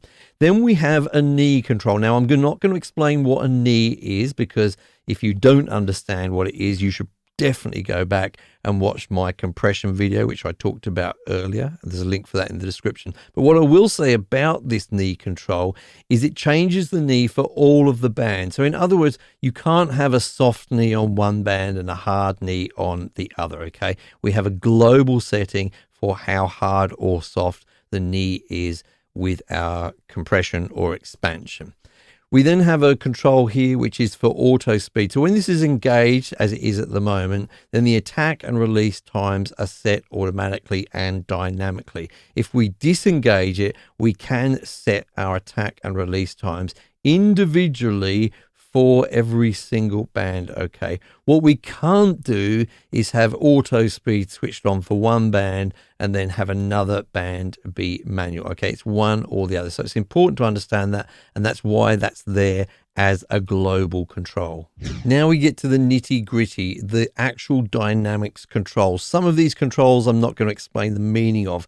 Things like gain, which is makeup gain, attack and release. I've already explained these in other videos about compression, but there are some peculiarities about our other controls here. Let's actually start off with the ratio control. Okay, if we start to adjust this upwards and we look at our top sort of display area here, we get what we commonly see, a visual representation of how much compression is going to happen above our threshold. Okay, so all the way up, it's pretty much limiting, and then we've got values in between there. You're used to seeing that. But what if we drag this control down below? Then you'll see a different thing happening. And that's because this is now changing from a compressor to an expander. If you don't know what an expander is, it's almost like the opposite of a compressor. A compressor reduces the level of the signal when it's above the threshold, okay? But an expander reduces the signal below the threshold. Okay, if we go all the way down as well, then we virtually turn this into a gate. Okay, so that's why the ratio control in this particular plugin is quite different to the one that we see in Studio One's compressor plugin. From there on, we have two threshold controls, and I know this has caused some confusion from reading around on the internet about what people say about this. So let me explain it now. First of all, the low threshold is behaving just like you would expect in a compressor. Yeah, you're setting your threshold. Anything above that is going to get compressed if we're in compression mode, as we are now, and we've set the ratio. Okay, so most of you will be using that one most of the time, but we do have this high threshold control, and if I adjust that, you can see the display now changing. And actually, in fact, let me up the ratio so that we're sort of limiting. Okay, now I have to admit that I don't often use this control. So I'll explain what the manual actually explains about this, which is to say that dynamics processing, so compression, for example, only occurs between these two thresholds. So once we're above the low threshold, then that ratio gets applied. But once we go up above that high threshold, it's no longer applied. And that's sort of indicated, isn't it, by this line becoming a diagonal 45-degree line here, which is going to mean that no compression occurs above that point, okay? Now, I'm not quite sure why you would use this. If you can think of a reason, or you already use this, please do let me know in the comments down below. I'd love to learn about that. Maybe there's a problem I can solve myself by understanding what that does. But that is the technical explanation of that. As I say, I don't actually often use that. So that's the main dynamics controls. There's one really other important control which I want to explain, which relates to dynamics. And this is this one up here. It says edit all relative. Now, I've also seen some confusion over this control as well, because I've seen some people say in some forums and things, hey, once you've got this engaged, then as you adjust the ratio, you get the same value for all of the different bands. That's not quite right. What will happen is they will change relatively. Okay, so let's just set a ratio here. For example, I'll turn this off. Let's set a ratio here for this bottom band. And in fact, we'll just turn it all the way down here, so we're actually expanding there. The next one, we'll just do it sort of up slightly or hardly at all. Okay, the next one, we'll just add a little bit of compression. Okay, we'll just do those three. That's fine. Now let me just turn this on. Okay, so edit all relative is on, and you've probably guessed what it's going to do. If I now adjust this ratio down, I'm on the yellow band. Yeah, you can actually see at the top what's happening with the others. They're also going down, but not to the same value. Yeah, they haven't got the same value if I click on them. They've just adjusted relatively. Really important to understand that. Can be very, very useful. Okay.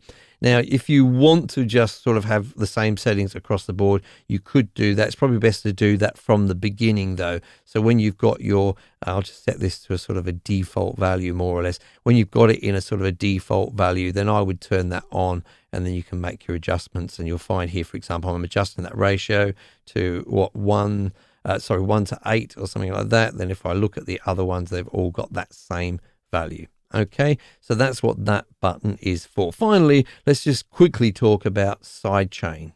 Now, I don't want to fully go into what sidechaining actually is, other than to say this is a process where we actually use another signal from within our DAW to trigger our actual compressor. But I just want to more explain that when you use sidechaining here in Studio One with this particular compressor, and I'll do that now. I'll just go and select another signal here by clicking on this. This is my source. I've got a bass guitar here. I'll just click on that so that we get a send from that bass guitar going through as the signal to our compressor here. Yeah, that will now determine at what level or what threshold, you know, compression starts, etc. But when we're doing that, it's important to understand that we're not able to use this sort of on a band by band basis. Okay, all of our bands of compression are going to be listening to that sidechain signal, if that makes sense to you. Okay, so if you do like to use sidechains, do remember that when you're using this feature. There's actually 3 reverb plugins included with Studio One. This one, which is called Mixverb, another one called Room Reverb, and possibly my favorite actually, Open Air. We'll discuss the differences between these 3 during this video. But first of all, I just want to have a quick chat about the different ways they can be implemented in Studio One. The most obvious way is to use them as an insert on the channel that we want to affect. In this case, I've got a female vocal here in pink, and you can see that room reverb is inserted there. Okay, let's just pull that up and have a listen. Of all the things we could have known, We're just getting a nice amount of reverb there without it being too overpowering. And that's because I've made use of this control, the mix control, which you will find on most plugins these days, okay? And if you're using it as an insert, it's really important to make use of this because this will blend the original dry sound with the reverb sound. Now, if you didn't have a mix control, it would be all reverb and it just wouldn't sound very good. So it's important to make use of that when you're using this as an insert. Now, the other thing I want to make note of is the fact that this effect is currently in mono because the original vocal is in mono. It was recorded with just one microphone. Let's just have a quick listen to it again in solo. Of all the things we could have known.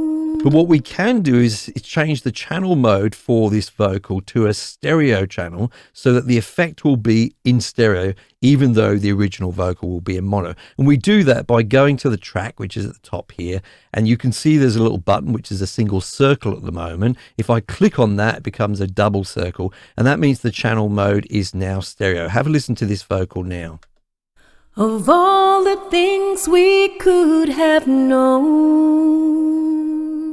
And it's sounding much wider and sort of more lush to me, to be honest with you, because of that. So if you are using a reverb as an insert, it may be worth doing that if you want to get a nice spread on mono sources like vocals. Now, I've got to tell you, this is not my favorite way of using plugins like this. I much prefer to actually send or use this plugin on a bus. Let's just do that now, okay? I'll just turn solo off. I'm going to grab that reverb where it's inserted there. I'm going to hold shift on my keyboard and drag it across to this bus here, which is in green next to it, okay? And then I'm going to do a send. Yeah, I'll just click on the plus button next to sends on the vocal, and I'll find that that bus there, which is called Rev Bus. Click on that. So now the vocal is being sent through to this bus. Let's just have a quick listen. Of all the things we could have known. Now, I was playing it in the track there, so you can't hear it too clearly, but you will have noticed there's hardly any reverb on there. Let's just solo that, and I'm going to show you why that is. First of all, that mix control again. Whenever you use an effect like this on a bus, you normally want to push this all the way up so that it's all the reverb effect, okay? That's the first thing you'll want to do. The next thing you'll want to do is then blend them using the fader on that actual bus. So I'm just going to pull it down to 0 at the moment and then gradually push it up as I listen to the vocal. Of all the things we could have known. And I've got a nice blend there, okay? So why am I bothering to do it like this if I'm getting the similar result or the same result? Well, first of all, the fact that it's on a bus means that this reverb can now be shared by many other vocals or even other instruments in my mix, okay? So I've only got one instance of the plugin. I'm saving on CPU resources on my computer. And of course, I've got one place to make adjustments. If I had this as individual plugins on every single vocal track, I'd have to go into each one as I wanted to adjust it later, and it's a real hassle. And the other reason why I do this, and this is just will revolutionize your mixes if you are not already doing this, is I've actually got an EQ plugin on that bus just before, in this case, the reverb.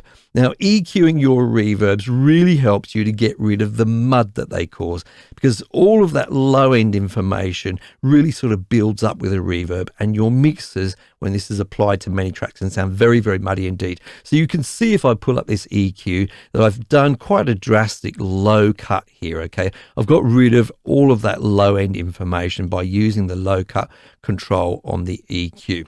Now, this helps to tidy it up enormously, so let's just have a quick listen now. I've turned that on. Of all the things we could have known. So that vocal's got a much nicer kind of airy feel to it now. Let's just have a quick listen in the context of the mix. Of all the things we could have known.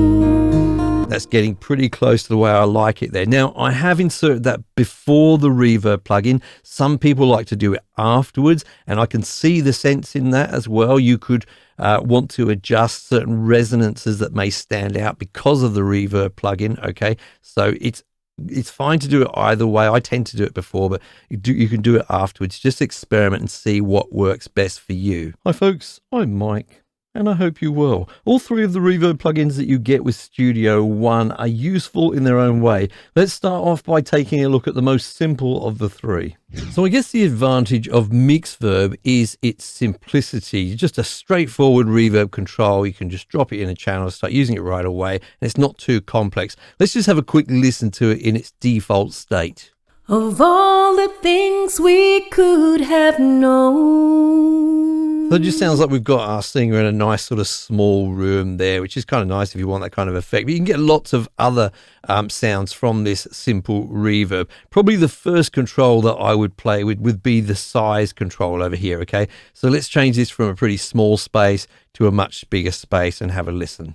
Of all the things we could have known. Okay, so it's pretty evident what the size control does there. Another really important control, which we're going to see on all of these reverbs, is pre-delay, okay? So pre-delay is just a delay which happens before the reverb effect kicks in, okay? So it leaves an amount of the sound dry at the beginning, depending on the setting that you've done here in terms of the timing. This is handy for keeping things present, okay? So you can still keep your vocal sort of a bit more up front. It's not swamped in reverb all the time, okay? So it's a very handy control there, pre-delay. If I just put it to an extreme, which you probably would never use, then you'll hear what it's doing. Of all the things we could have known. Yes, you can hear that massive delay before the reverb is heard, okay? So generally we use that either at 0 or just on just a tiny little amount, okay? And finally, a really important control for this particular plugin is the damping control.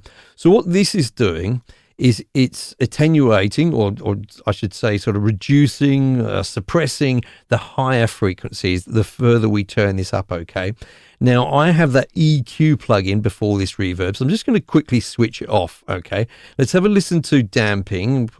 Make sure it's sort of a reasonably big reverb. Let's have a listen to the damping all the way down. Of all the things we could have known. And let's just turn it pretty much, not quite all the way up, but have a listen here. Of all the things we could have known. Now you may want to sort of rewind a bit and listen to that again. You can hear that the lower end frequencies still have quite a long tail, okay? But those higher end frequencies are being suppressed. Now if I turn my EQ back on, which is just off the screen here, then that will have the effect of really reducing the tail of the reverb because there isn't much low frequency information anyway. So have a listen down low. Of all the things we could have known. Again. Of all the things we could have known. So another way of sort of adjusting the size, if you like, and just giving it a bit of a different character. Okay, so let's just get that back to normal. Now, the other control that we have in the middle here is a gate control. So a gate just gets rid of, was helpful for just getting rid of any low volume information, okay? So we could use it, I guess, to get rid of the tail of a reverb, but it is fairly abrupt. I'll give you an idea. I'll switch it on. And by the way, this is happening on the output stage, okay? So it's not gating the information going into the reverb. This is after reverb's been applied. I'll put the threshold down pretty low and then turn it up. Of all the things we could have known. So not much gating going on there. If we turn this up again. Of all the things we could have known. You can hear that reverb sort of cutting in and out there, okay?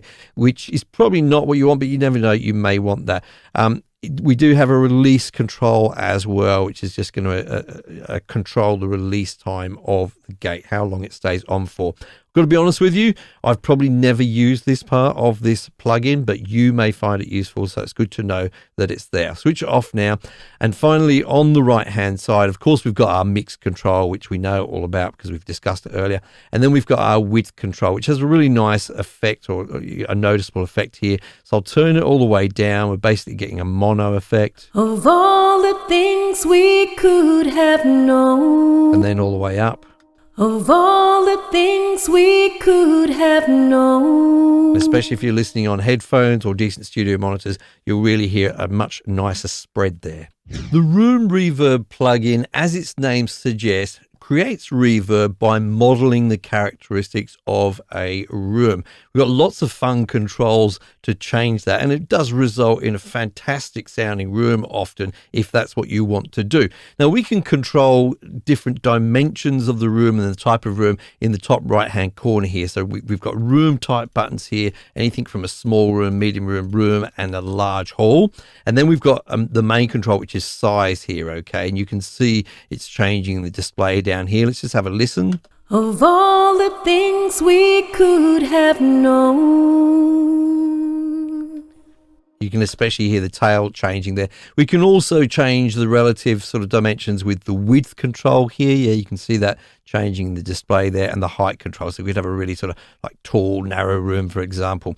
So that's the first way in which we sort of change this particular effect. Now, the other thing that we can do is adjust the tail. We can modify that. We have a pre-delay for the tail over here. We discussed pre-delay earlier, okay? So that changes sort of when that tail of the reverb sort of kicks in there. We can add a delay there.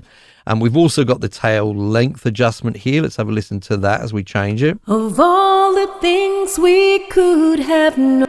Pretty short, and then, or reasonably short, and then much longer. Of all the things we could have known. Yes, okay, that's now getting a bit crazy. And then we have this mix control here, yeah? So this mix control is to mix between the early and late reflections, okay? Just so that you know, so you can adjust that here. Then things get pretty interesting down the bottom here. We have a character section here with some interesting controls. So the first one is population. This is mimicking how many people are in the room, and has most effect on the low end frequencies, okay? So we can sort of go from sort of no people up to many people, okay? So that's what that control is for. Then we have a reflectivity control, which is mimicking or modeling how reflective or how smooth the surfaces are, okay, within the room. So that can have a more of a sort of an echoey effect with hard surfaces, okay. Then we have a dampness control. It's kind of similar to the damper that we saw in the previous plugin, but the idea behind this is mimicking how much humidity is in the air, okay, and this has an effect on the higher end frequencies, okay. So that's what you would use that for. Then we get into this geometry section here, which I think is pretty interesting. This is all about the relative position of the listener to the source of the reverb, okay? So we've got a distance control here, how far away the listener is. We've got an asymmetric or asymmetry control here, which is about the relative position in terms of left and right, okay? We can see all of this changing up here, by the way, as we change these controls. And then we have the plane control, which is about adjusting the height of the listener relative to the source within that room. Okay, all of these have a really sort of, well, some of them have a really subtle effect, but altogether they enable you to create a really convincing room reverb effect, in my opinion. I really love this plugin. Worth playing around with. There's also a bunch of great presets as well. Now, this is all very well if you want to mimic physical characteristics of a room, but not all reverbs are based on that.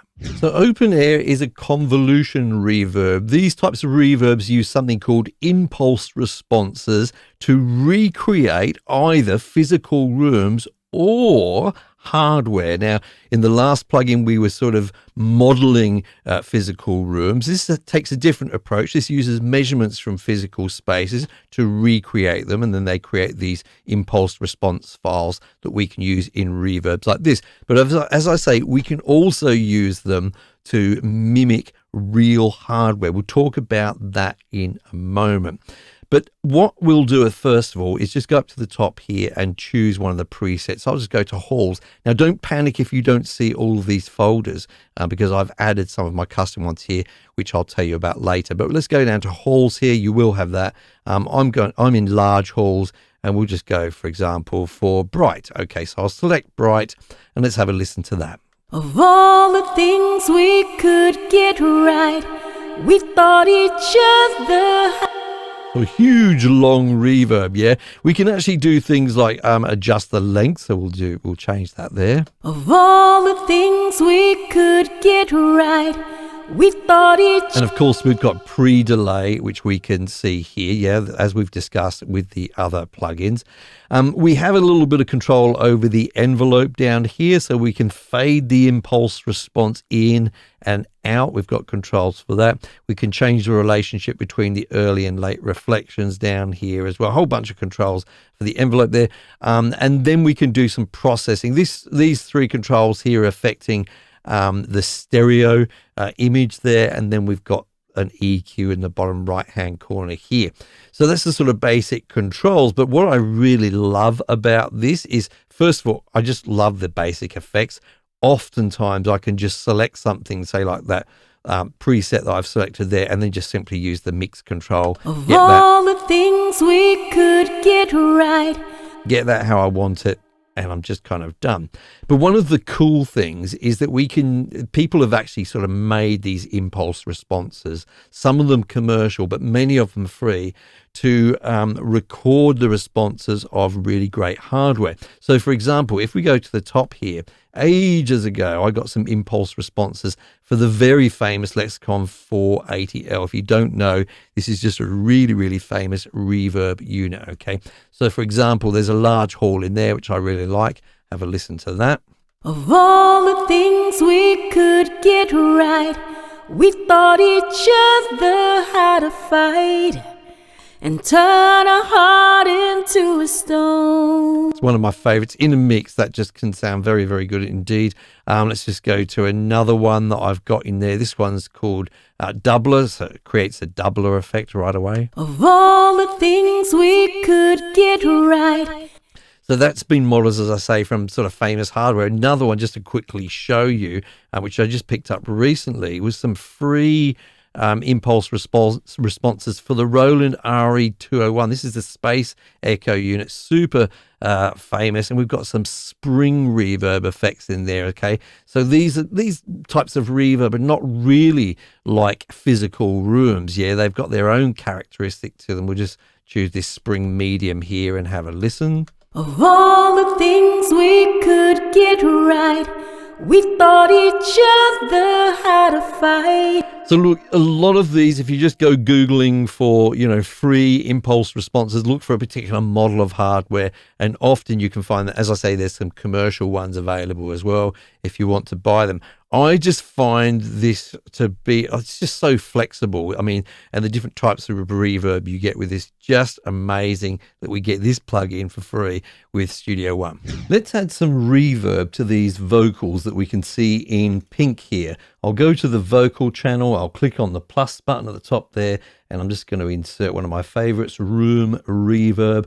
I've got a preset set up for this. I'll go to that AVOX there, and that's all ready to go. Let's have a listen. Was it the touch of my hand? Was it the way that I stand? And of course, we're hearing a mixture of the original vocal and the vocal with reverb, and we can control that mix down here with the global mix control. Yeah, so that all the way down is dry. It sounds like this. Was it the touch of my... And all the way up, whoop, there you go, all the way up is super wet. Was it... And it goes on forever and ever. So that on the face of it is fine, isn't it? It's perfectly fine to insert a reverb like that and then just blend the two signals like so with that mix control. Now, one of the issues you have with reverb, I've talked about this on the channel before, but in case you missed it, is that the low end of it tends to get very muddy, especially when you have it on multiple tracks at the same time. So I always want to EQ my reverb, okay? Not the rest of the vocal, but just the reverb part of it. Okay, so let's just grab an EQ, go to the plus button there. We'll insert Pro EQ here, and I'm just going to do a low cut, right? Just all the way like so. Yeah, that's typically what I would do. And I like to EQ going into the reverb. So let's just change the position of that EQ to just above the reverb and have a listen. Was it the touch of my hand? Uh-oh, right away, we've got a problem. The whole vocal has been EQ'd. Yeah, we've lost all of the low end of the vocal because we're not able to EQ the reverb separately here because it's all in the same effects chain as inserts here, okay? So that is not a great solution, which is why, and I'll just go ahead and remove those, which is why I would always or often use a bus for this, okay? Now, I've got one set up already, and I'm going to do a send to this bus. I'll now switch that send on. Yeah, switch it on. It's called Vox Rev, and you can see it here. And indeed, you can see it's got an EQ and then a reverb. So what's happening here is we've got our reverb as we had it before, but only the sort of signal with the reverb is on this bus, yeah, and we're able to EQ that. But we've still got the original signal, which is continuing down through the chain here to the fader. So let's have a listen. Was it the touch of my hand?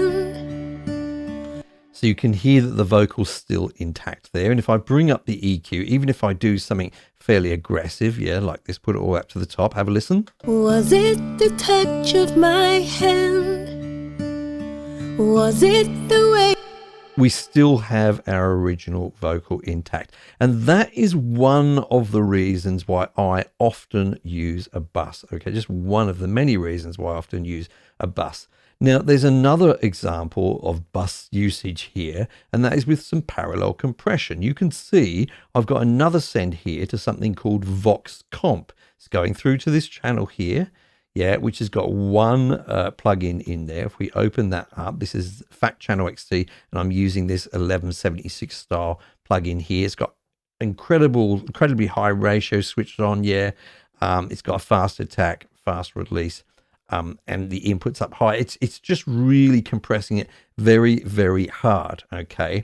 Now it would sound awful by itself, and I've made videos about this before, so you probably heard how awful it sounded, except for the fact that I'm actually blending it in with this fader down here, yeah? So it's just very subtle, and I've still got my original vocal intact, okay? So that's why it still sounds okay. Have a listen. Was it the touch of my hand? And that parallel compression is just keeping it a little bit more present. Now, you will note with both of these sends that they have yellow controls, and that's because they're set up as pre-fader sends. I've got this switched here. That means that they're not going to be affected, or that level is not going to be affected by this fader at the bottom, okay? Now, that's great because I want to maintain a good signal going through to these effects in the buses. However, there is an issue with it. As I turn the fader down to adjust the volume of the vocal, it sounds like this. Was it the touch of my hand? Was it the way that I stand? And you can see that although I have the fader all the way down, we can still hear the vocal because it is going through to those buses, and we can still hear those buses. The faders have not gone, so we'd have to adjust all of the faders, which would be a bit of a pain, okay? But there are a couple of solutions to this. I'll show you quickly. If we select all of them, for example, we could right click and you choose add VCA, right? So now we've got a VCA controller for all of those. And as I move it up and down, you can see that all of the faders move up and down, and they maintain their mix, their relationship with each other. So I can turn the vocal down with that. Was it the touch? That's one solution. Now, what if I wanted to, I'll undo that solution. What if I actually wanted to add some effects to all of these once they've been kind of summed together? Well, we could do that. Select them all, right click, add a bus, yeah? And now I've got a bus that has the same function as the VCA had, in the sense I can turn the whole thing down and up. Was it? However, I could now add some effects in there, EQ the whole thing. Indeed, I could even send it off to another bus and do things there as well. So what we end up with for our vocals, let's just name this here. We'll just call them Vox Main, okay? Let's actually color them a nice bright red. Ooh.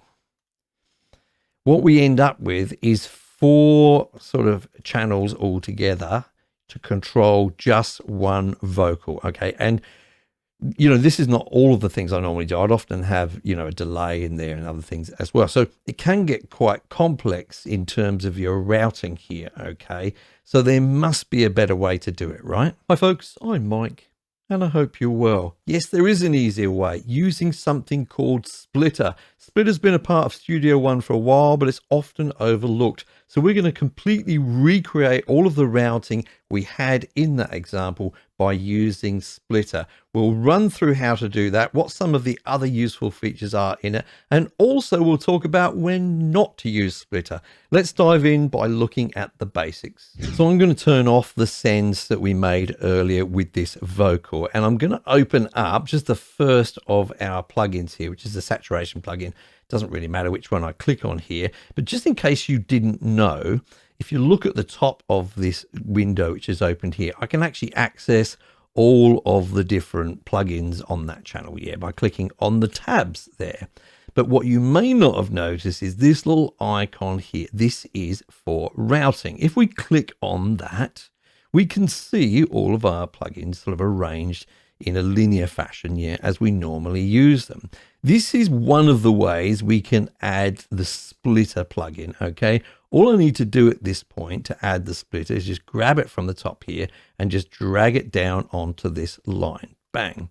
And it's there. Now you can see in the actual channel now that with the splitter plugin has appeared there, okay? That's just one way, and we already had some existing plugins, yeah? If you didn't have any existing plugins and you just wanted to add splitter in there, just go up to insert, click on plus, and then you can just, you know, add the splitter plugin in the regular way. But this is just one way that we've done it here. So let's have a look at this and let's recreate everything that we had over here using Splitter. So when I click on Splitter here, you can see that there's something here called number of splits. Default is 2, yeah? It just splits the signal in two sort of routes there. I'm going to change it to 3, okay? Let's change that to 3. I think the maximum is 5 from memory. Okay, so we've got 1, 2, 3. The signal has now been split between those 3. Now I want to show you a few things about this in a moment, but first of all, let me just grab that compression plugin that I was using earlier, and I'll just drop it into one of these branches here. So I'm just going to drag it across actually, so it's already set up and ready to go. Okay, so this is my parallel compression chain, yeah? So that's already in there. So that part of it's already done. We've got the signal coming down, doing that compression there, but also coming down through here, yeah? Maintaining the original signal and over here as well, all right? So we've already got our parallel compression on there. Now, remember that we had that turned down a little bit in the original mix, and you see over here, where is it? It's about minus 13 decibels. So we can actually do the same over here. There's a couple of ways we can do it. We can click on the splitter plug-in here, and we can adjust the level of it up here. Yeah, that's one way of doing it. Or we can go down here, and there's a fader for it there, minus 11 or so, wasn't it? Yeah, that's fine. Or minus 13. There you go. We get it roughly the same, just so we get a similar result. Okay, so that's the effect. That's just like having the fader on the end of a channel, right? Now we can also mute. We can do that up here again. We can just click on mute, or we can do it here. We can just break or connect the little branch over here, okay? So I like to do it there because you don't have to keep going to the splitter plugin itself to sort of keep doing those things. All right, so there we have that set up already. Very, very easy, right? Let's just do the same with the reverb. So I'm just going to grab the Pro EQ. I'm going to pop it over there. Remember, this is the EQ I had before the reverb, and I'll grab the reverb itself. I'll pop that in after the Pro EQ. So now we have everything that we had before, okay? We have the compression, we have the original signal going through the middle here, and then we have the reverb with the EQ before it. Now, one thing I want you to note here is that the reverb bus was originally set up to full. You can see it here, yeah? Let's go back to our splitter. Now, in fact, I'll pin it there. Now, we are not controlling the level of the reverb, however, with the output originally. We were doing it with the input, with the send level. You can see that over here, yeah? it's set at -19, but we have no send level here. Okay, so we can't get exactly the same effect, and it does make a difference whether you do this before or after to the sound. So what I'm going to do, just to get over that, is add a new plugin here. I'm going to go to Inserts here, and I'm going to go for handy old mix tool. Okay, it's appeared down here. I'm just going to grab it and pop it up there, and I'm going to sort of replicate what I was doing over here. Yeah, I was doing a send of -19. If I click on this mix tool plugin, in fact, I'll open it up, then you can see that I can adjust the gain here. But if I just click on it, you can see I can actually adjust the gain over here. I don't actually have to open the whole plugin here. We get access to a lot of these plugins just on the left hand side here. So what was that?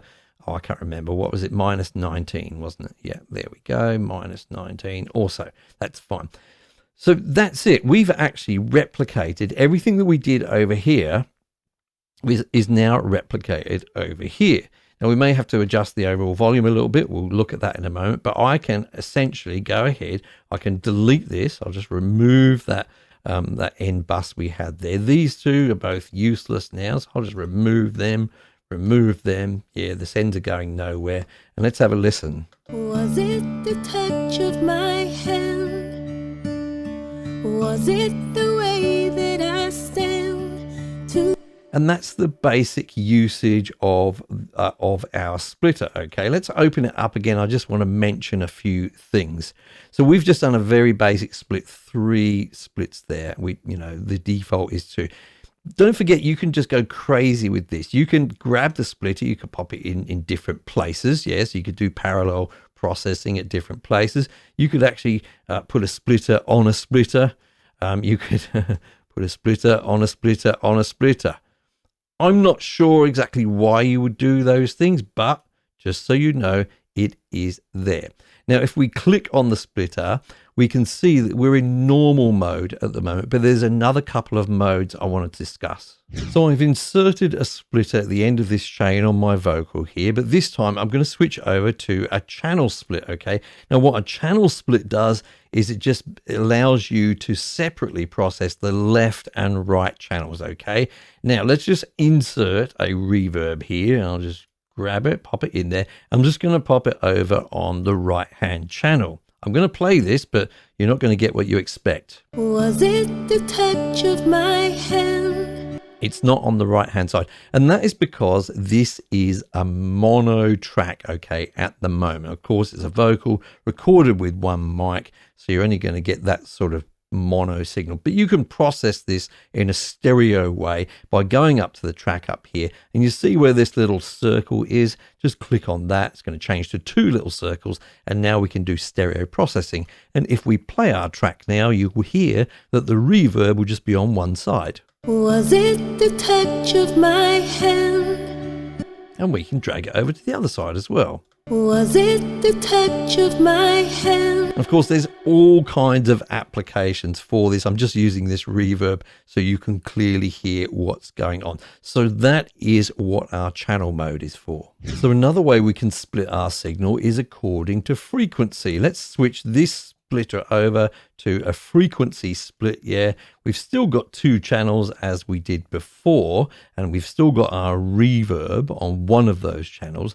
And now we have this control. This is a frequency selector. Essentially, everything that is in this area, in the lower frequencies before this split point, yeah, is going to be processed on this side of the branch, yeah, and then everything on the other side. So if we pop this all the way up high, then what you're going to hear is reverb, but only on the higher frequencies. Was it the touch of my hand?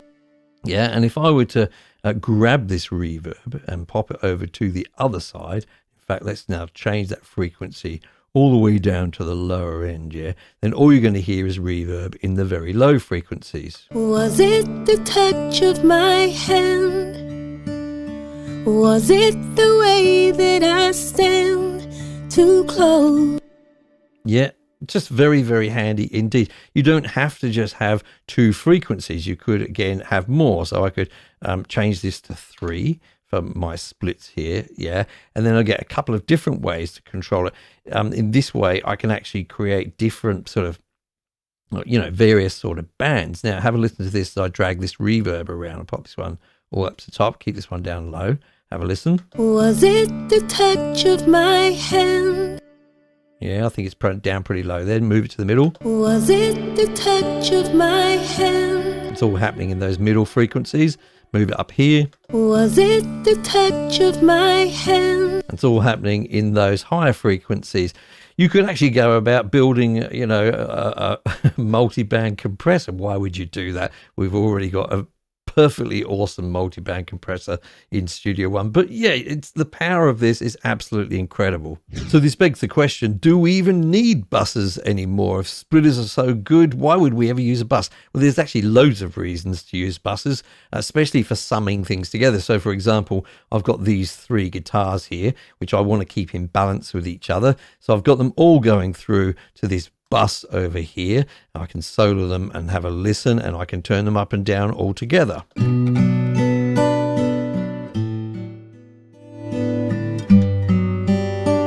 So, you know, I don't view that reason for a bus as going away anytime soon. But what about when you do want to add effects to something? Shouldn't you just use the splitter all the time now? Well, no, not necessarily at all, because there's often situations, especially with effects like reverb, where we don't want to have an individual reverb effect on lots of different things. So for example, here I've got my main vocal, but there's actually 4 harmony vocals. Okay, you can see them all in pink here. Okay, if they all had a separate splitter with a separate reverb plugin on them, if I wanted to sort of adjust it from a large room to a small room, I'd have to go and adjust them all, and they're all using processing power, you know, using up CPU. It's just not a very efficient way to work. So there's still a really good reason to have a bus. So I've actually got all of these vocals being sent through to my original reverb bus. So splitter's really good when you know you're going to do some parallel style processing,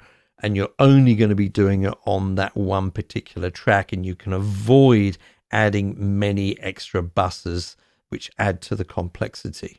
So I've just recorded a quick demo to use with today's plugin, and I literally recorded it just a few minutes ago, which is my way of saying it may not be very good, to be honest, but it's good enough to demonstrate this plugin. Let's just have a quick listen to give you a bit of context.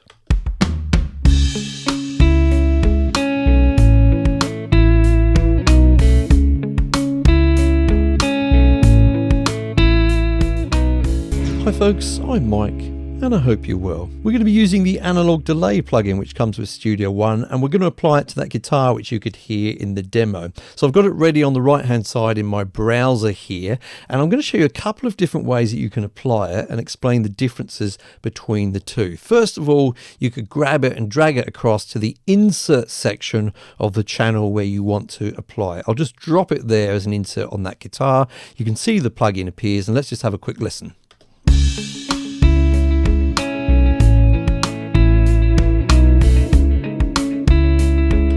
So right out of the box, it's a pretty nice sounding plugin, but I'd want to tweak it, especially the mix between the dry signal and the wet signal. So the original guitar and the delayed guitar, okay? So you would do that using this dry wet mix control in the plugin over here on the right hand side, okay? It's set to 30% by default. If you wanted to make it more wet and hear more delay, you could push it upwards.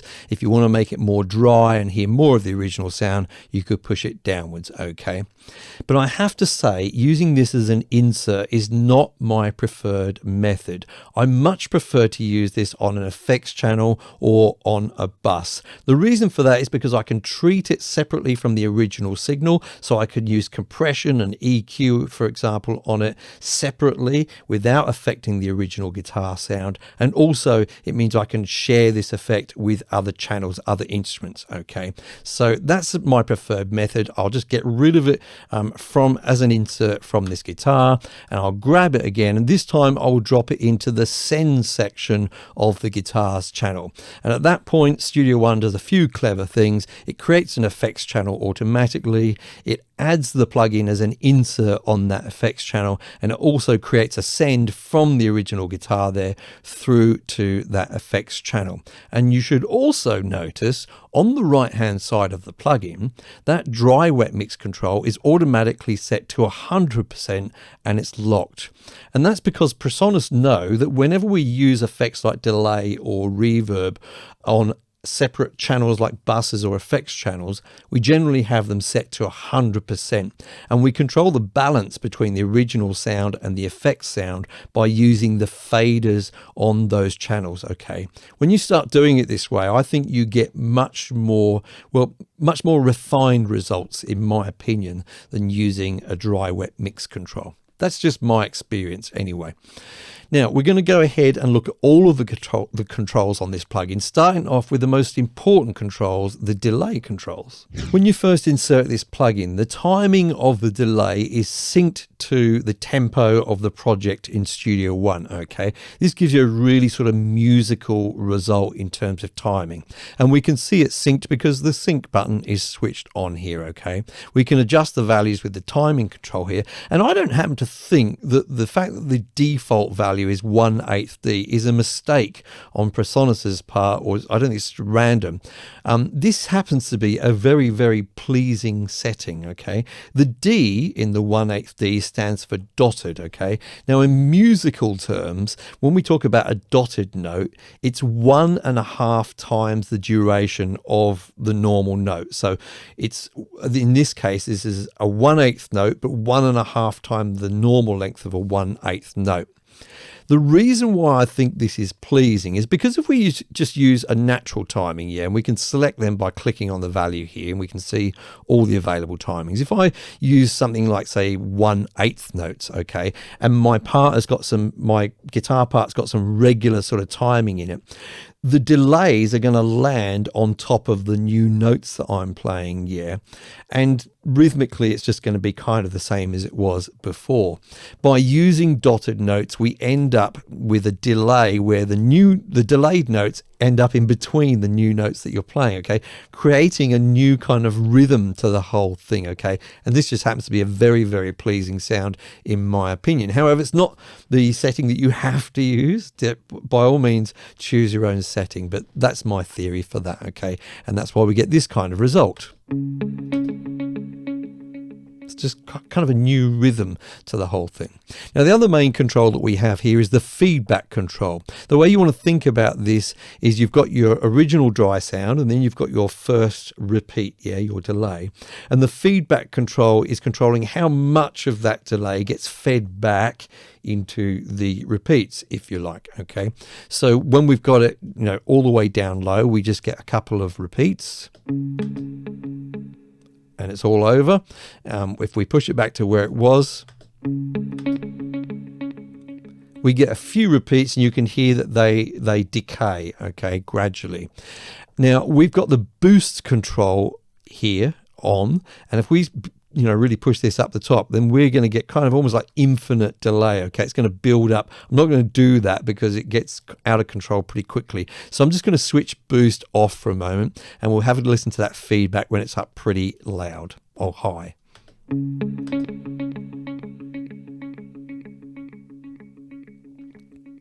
You can hear that it goes on for a long time. Now, I'm going to do that again, but this time I want you to pay attention to the quality of, or the sound of, the actual delays.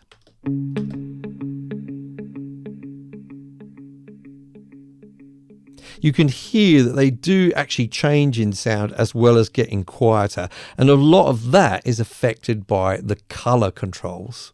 Now, the three controls in the color section are super useful, especially in terms of getting your delay to sit in the mix nicely, okay? We're going to listen to it outside of the mix first, but then we'll put the rest of the instruments back on in a moment. The first control I want to have a look at is the drive control, okay? So I'll just push it all the way up. This is to add some tape saturation, but when you push it all the way up, it gets really distorted in kind of a nice way, in my opinion, okay? Now I'm just going to push the feedback up a little bit so that you can really hear this. Have a listen.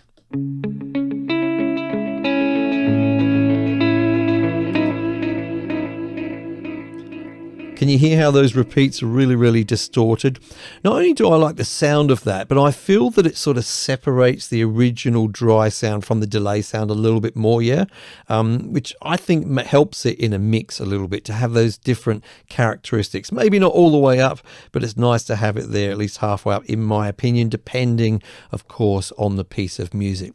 Now, the other thing that helps out here are the low and high cut filters. They have a kind of a dual purpose, in my opinion. First of all, they create a different sound again, yeah, and by having, you know, the low end cut out a little bit and the high end cut out a little bit, we end up with a lot which is in the middle, which creates a distinctly sort of different sound to the original sound. But also, I think the low cut's particularly helpful because with reverbs and delays, we do tend to get this sort of low end build up, which I talk about quite a lot. So it's very useful to sort of control that. So I'm actually going to push that low cut up a little bit. Have a listen again.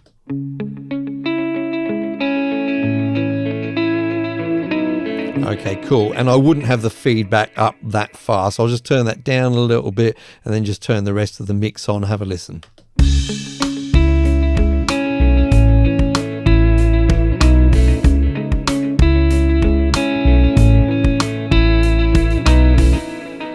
I really think we're starting to get somewhere with this.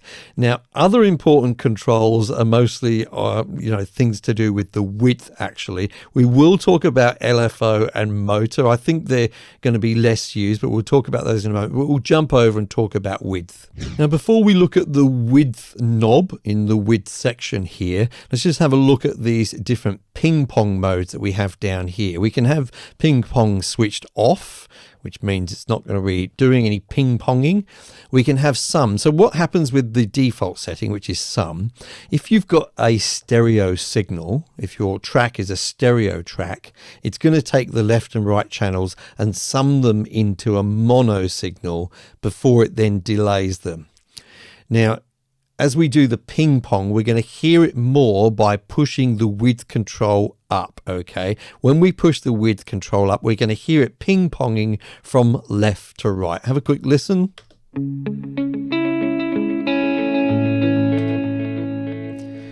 And especially if you've got headphones on, you'll be able to hear that going sort of from the left to the right, okay?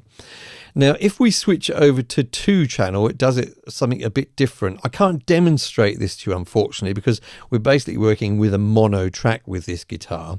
But if you had a really stereo track, what it does with this then is it actually grabs the left and the right channels and feeds them into the delay separately, okay?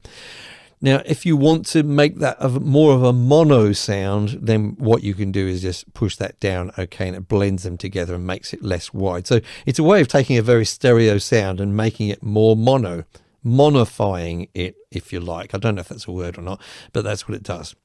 So if you want to get that nice ping pong effect, I'd recommend with most of the time with vocals or guitars, more sort of mono sources, have it like that and then just play around with the width control to get a wider effect here, like this. Or less wide, maybe halfway or a bit less than that. Yeah, so you're still getting a nice stereo effect, but it's not so extreme. A really useful control. So LFO stands for low frequency oscillator. Oscillating means that we're going to be changing something over time and not very often. So a low frequency, okay? Now the thing that we're actually going to be changing here is pitch, and we control that, how much we're changing the pitch, with the amount control here, okay? How often we make that change to the pitch is controlled by the speed control that we can see here. So let's start off with the amount on the right hand side, yeah? Because this control can be a little bit confusing at first. You would think all the way down low, yeah, to nothing means we're not changing the pitch at all, but it doesn't quite work like that. Actually, having this 0 to the center, yeah, so that it's pointing upwards, means we're not changing the pitch control. Yeah, and to start off by changing it in an upward direction, we just push this up. So start it in a downwards direction, we push it down, okay? And obviously the speed control kind of speaks for itself. Let's put a really sort of extreme setting on, yeah? Let's put this up pretty high here, and then put the speed, we'll put the speed sort of pretty fast. Have a listen to this guitar now. So that's a really extreme control. You're probably not going to do that very often unless you want a specific kind of effect. So more often than not, you'll just be adjusting it a little bit. Let's just drag this down. We'll just put it on a tiny amount here. Yeah, something like, we'll go for 0.8 and we'll put the speed down a little bit. Have a listen now.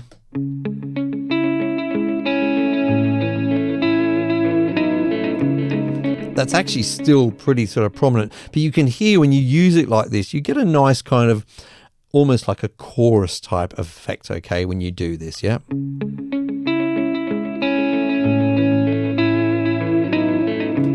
Which can be quite nice. Now we can change the nature of the oscillation, the way that it's changing that, using 4 different waveforms here. Yeah, okay, so they're very typical with oscillators. You can play around with those to get different results. And in terms of the speed, if you want to, you can sync that with, again, with the tempo of your Studio One project, okay? If you want to make that a kind of a more of a musical change, that's fine. You probably wouldn't often do that, but that's how you would use that control. So now to the mysterious motor section. I say mysterious because I think this is quite confusing, and I've seen some confusion with this. And to be honest with you, the manual isn't super helpful with this, PreSonus, but I'll try and explain to you what I think I figured out with it, okay? So this is really essentially a timing control again, yeah? It's a little bit related to the time control that you have in delay over here. The initial setting, a factor of 1, which means it's changing it by a factor of 1, means it's not changing it at all, okay? So, if we just play sort of one note, sort of 1.5 notes, you can hear those repeats as we'd expect. We've got this on a quarter setting at the moment, okay? If we push this all the way up to 2, a factor of 2, have a listen to the difference. It's a much faster delay time, okay? And if we push this all the way down to its lowest setting, 0.5, have a listen now. Okay?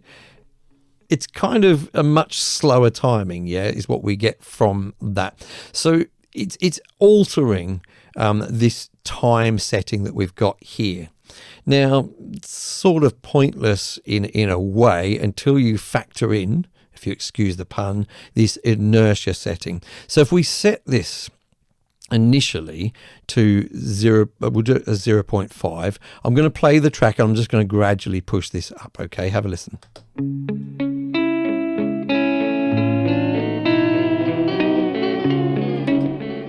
You can hear this gradually speeding up as if I'm literally changing the speed of a tape. So what if I just suddenly change that from 0.5 and then I'm going to control click on it, yeah, and we'll suddenly change it to 1. Have a listen.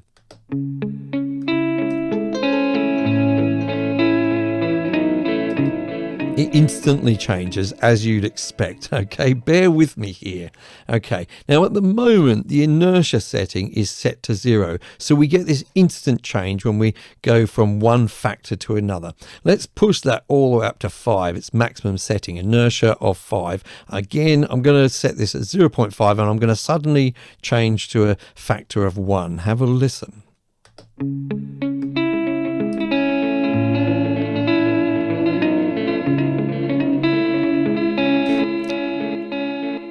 It has gradually changed from one to another, as if I hadn't suddenly changed it, but as if I'd gradually kind of pushed that control up.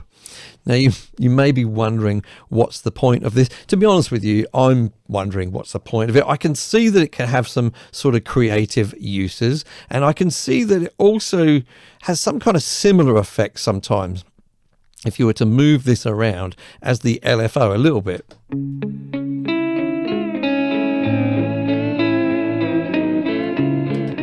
If you had minute movements. So look, let me know in the comments down below what you think the real use of this, or how you would use this for either subtle effects or very creative effects. One thing I will say about it, I'm pretty sure it's not really that valuable unless you automate this control using the automation in Studio One. Could be wrong about that. Again, let me know in the comments down below. Here in Studio One, I've recorded some electric guitar, which I have going through an amp sim. Now in this case it happens to be bias effects, but it could be any amp sim at all.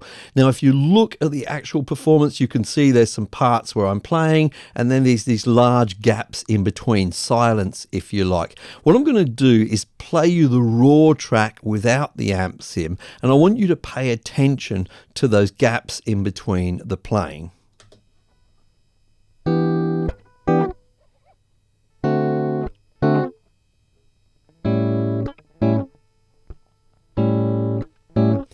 Now, if you're listening on decent monitoring, you probably would have picked up on a little bit of line noise there, okay? It wasn't too loud, and this may be reasonably acceptable, I guess. However, it's not the case once I switch this amp sim on. It accentuates all that noise in the original recording, and it's pretty unacceptable. Let's have a listen.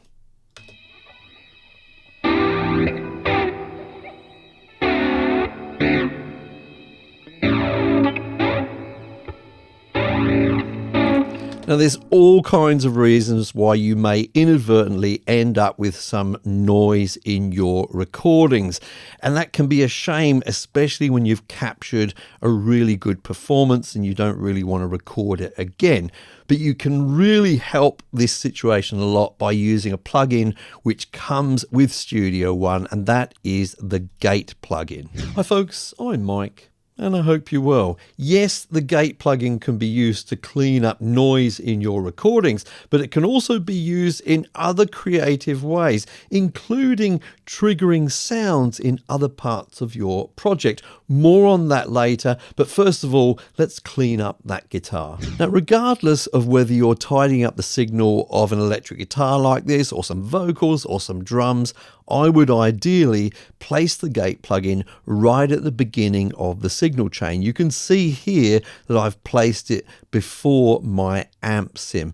The reason for that is it's nice to tidy up that signal before you do any other processing, but also it makes sure that you keep things like those nice long reverb tails intact when you've got them later on in your processing. Sometimes if you put the Gate after them, it can sort of cut them off rather abruptly, so ideally right at the beginning if you can. Now in the real world, if a Gate is open, things can pass through, and if it's closed, things cannot pass through. The same is true with a plugin, and in this case the thing that can or cannot pass through is sound. So how do we control when the Gate is open or closed? We use the threshold control for that. Now basically we're setting a level in decibels, and once the signal gets above that level, the Gate will be opened and sound can pass through. If the signal is below that level, the Gate will be closed and things or sound cannot pass through. It's as simple as that. So obviously we want to find a kind of a sweet spot where the threshold is above the level of the underlying noise, so it stops the noise from passing through, but is going to be open when we get the signal that we want to hear, in this case the guitar. Now there's usually a bit of play in this and a little bit of experimentation you need to do, but I'm just going to leave it around about here for now at minus 38 decibels. I think it's pretty well above where the noise is, and we'll have a listen and see where we're at.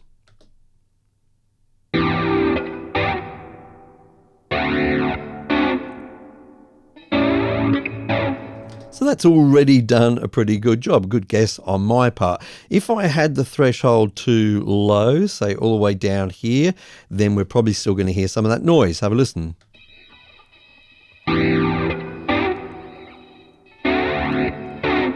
Yeah, you can hear it sort of cutting in and out there where some of the noise goes below the threshold, some doesn't. So the first thing you need to do is find that sweet spot for your particular recording. Now, I just want to make a little note here about about another part of this performance where I've got a little bit of sound here above the noise. You can just see it here, and this is where I sort of tapped my fingers on the strings. So I'm just going to play that section for you, and you should be able to hear that.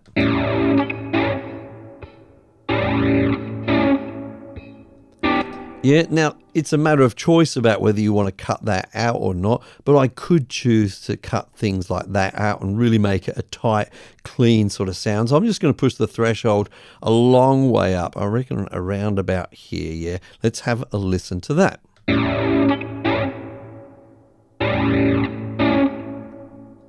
So it's worth keeping that in mind, that sometimes you can use it not only to cut out sort of noise, but other parts of the playing perhaps that you wanted to get rid of. Let's push it down to somewhere where it probably needs to be, down here.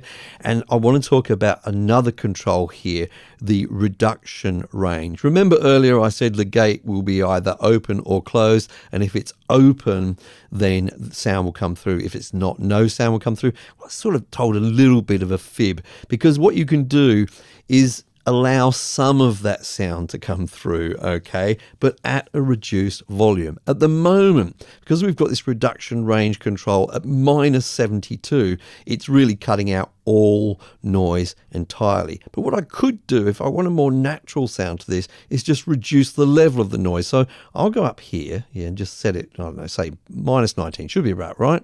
Have a listen to this recording.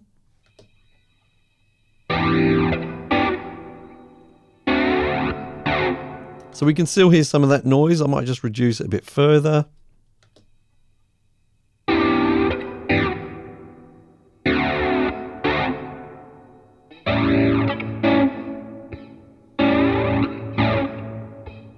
So something to bear in mind, because sometimes this sort of on-off switch kind of effect of a gate can sound a little bit sort of unnatural, and it's worth maybe keeping a little bit of that underlying noise in.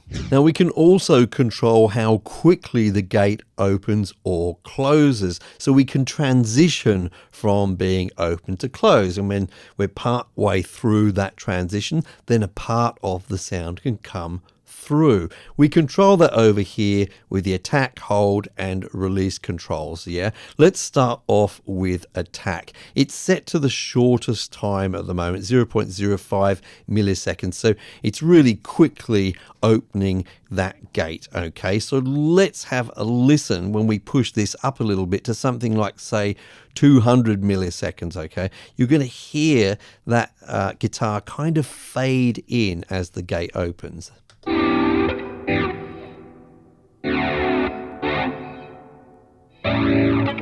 Yeah, it's a little bit subtle. Let's push it up and make it more extreme. Now, you probably wouldn't want that setting for this guitar, but it can be handy when you feel like the gate is creating a sort of an abrupt transition from being open to close. Perhaps with vocals and things like that, you may want to change that setting there. For this guitar, I'm going to have it pretty short. Now, if you want to make sure it's super snappy, also make sure you have your look ahead switched on, as I have here. That gives a 2 millisecond look ahead signal so that it can react super quick to the gate opening. Okay, now how is the gate going to close? Well, that is controlled with the hold and release function over here. We'll skip over hold for a moment and we'll look at the release. It's almost the opposite of the attack. The gate is going to be closing, but gradually over time. So again, let's set this to around about 200 milliseconds. And after each guitar stab, you're going to hear a little bit of noise, which is going to fade out. Have a listen.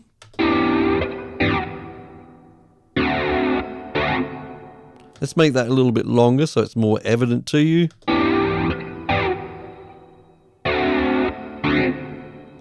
Yeah, so again, rather than that gate closing really snappily, you can actually fade it out. It may be handy in some circumstances when you want to make this less evident. Now I'm going to put that all the way back down to 10 milliseconds again and talk about hold.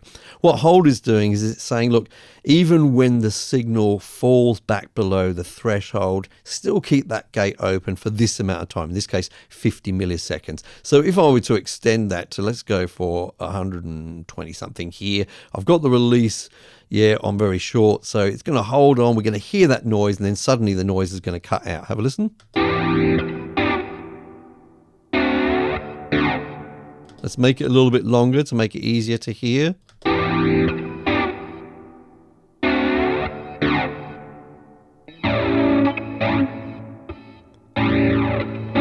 Again, maybe not particularly useful for this particular track, but maybe useful for your particular recording if you want to make some nice smooth transitions between opening and closing. So I thought we'd have some fun using the sidechain feature of the Gate plugin. But before we do that, let me explain this project to you. At the top in blue, I have a synth track which sounds like this.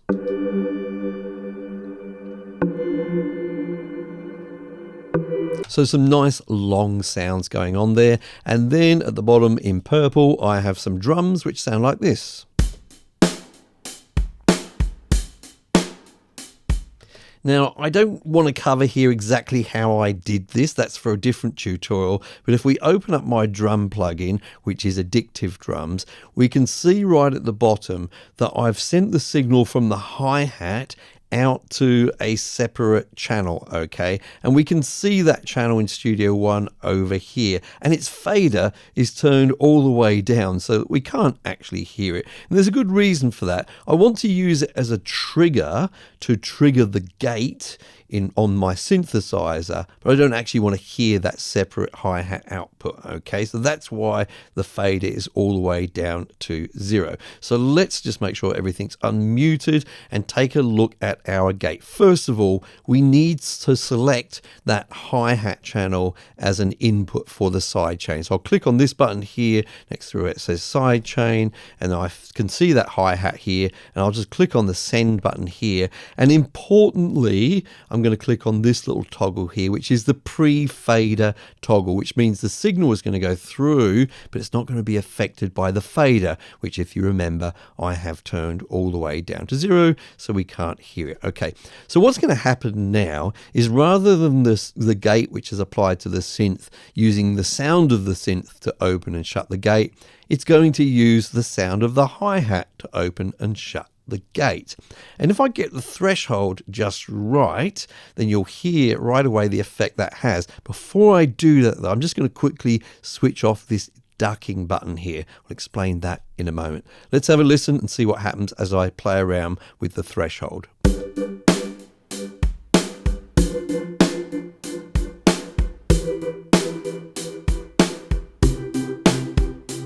So you can hear that long synth sound has now become quite percussive as it opens and closes along with the hi-hat being played. And we can set the trigger so it's not always being triggered by the hi-hat. Let's have a listen.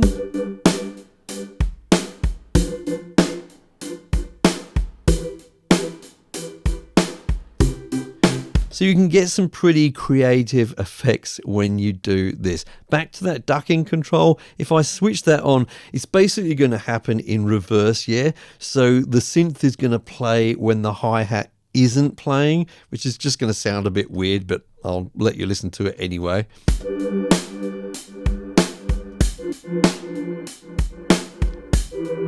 Okay, it doesn't quite happen to work with this piece of music, but just so you know, that's what that ducking control is going to do. So when we're using the sidechain feature, we can also filter the signal coming from the sidechain. In this case, it was the hi-hat, and that's going to allow us to hone in on specific frequency ranges to open and close our gate, okay, rather than using the full range of the frequencies from the sidechain. So I'll go down to the sidechain section here and click on filter, and that enables these two controls, the low cut and the high cut. So the low cut is measured in hertz here, and the high cut in terms of kilohertz. So I'm just going to set this up so that it's going to ignore some of the frequency ranges here. I'm quickly going to switch this off and have a listen to the beginning of this performance with the filter switched off, and listen to that sort of gate opening and closing. Yeah, so it went da da da da da. Let's switch the filter on. So you can hear here da da da da. Filter off.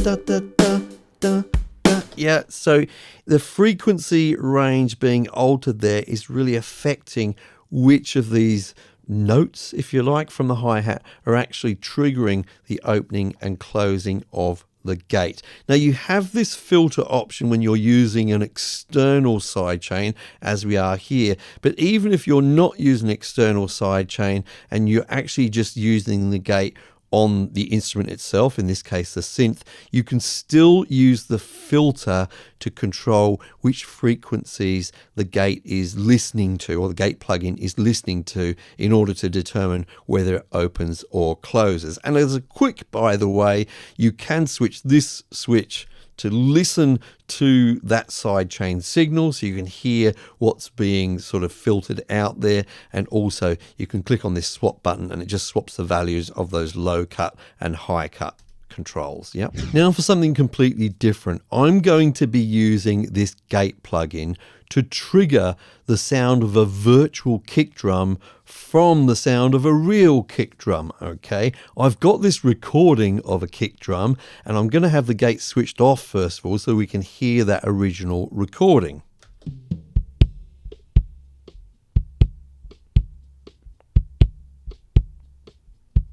Now, as you can hear, as well as the sound of the kick, the microphone has also picked up the sound of some of the other drums in the kit. So the first thing I'm going to do is switch on my gate, and I'm going to find the point at which we are closing the gate so that we are not hearing those other drums, especially in this beginning part, which sounds like this.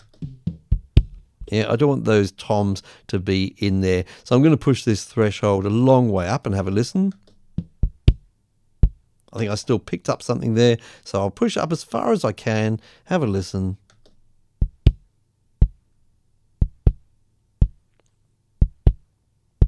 Okay, so I'm pretty much only hearing the kick now, and that's what I want, because I want to use that sound to trigger the sound of my kick drum in my Addictive Drums kit. So I'm going to go ahead and switch on the trigger feature in the gate plugin, and importantly, you've got to make sure you select the right note here. Now with Addictive Drums, it is indeed C1, which triggers the sound of a kick. You may not be using a kick, you may be using some other drum, in which case you'll use a different note. But I've researched this beforehand and it's C1. Now that that's switched on, I go over to my drum plugin over here, Addictive Drums. I'll just open that up. I don't really need to open it up. But importantly, I've got the actual inspector panel open on Studio One.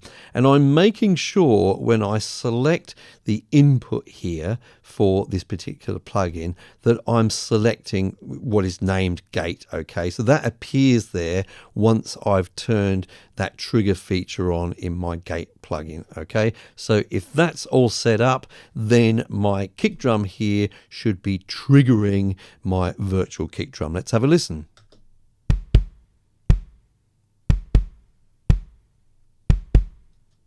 And as you can hear, it's working, and I could use my faders down here to now balance the sound between the original and the virtual kick drums. If you find yourself getting stuck in Studio One, might I recommend my Facebook group? There's a link for it in the description down below, and there's a whole community of other Studio One users over there who will be glad to help you out. Now, if you'd like to learn more about the stock plugins which come with Studio One, I recommend you take a look at this playlist right here.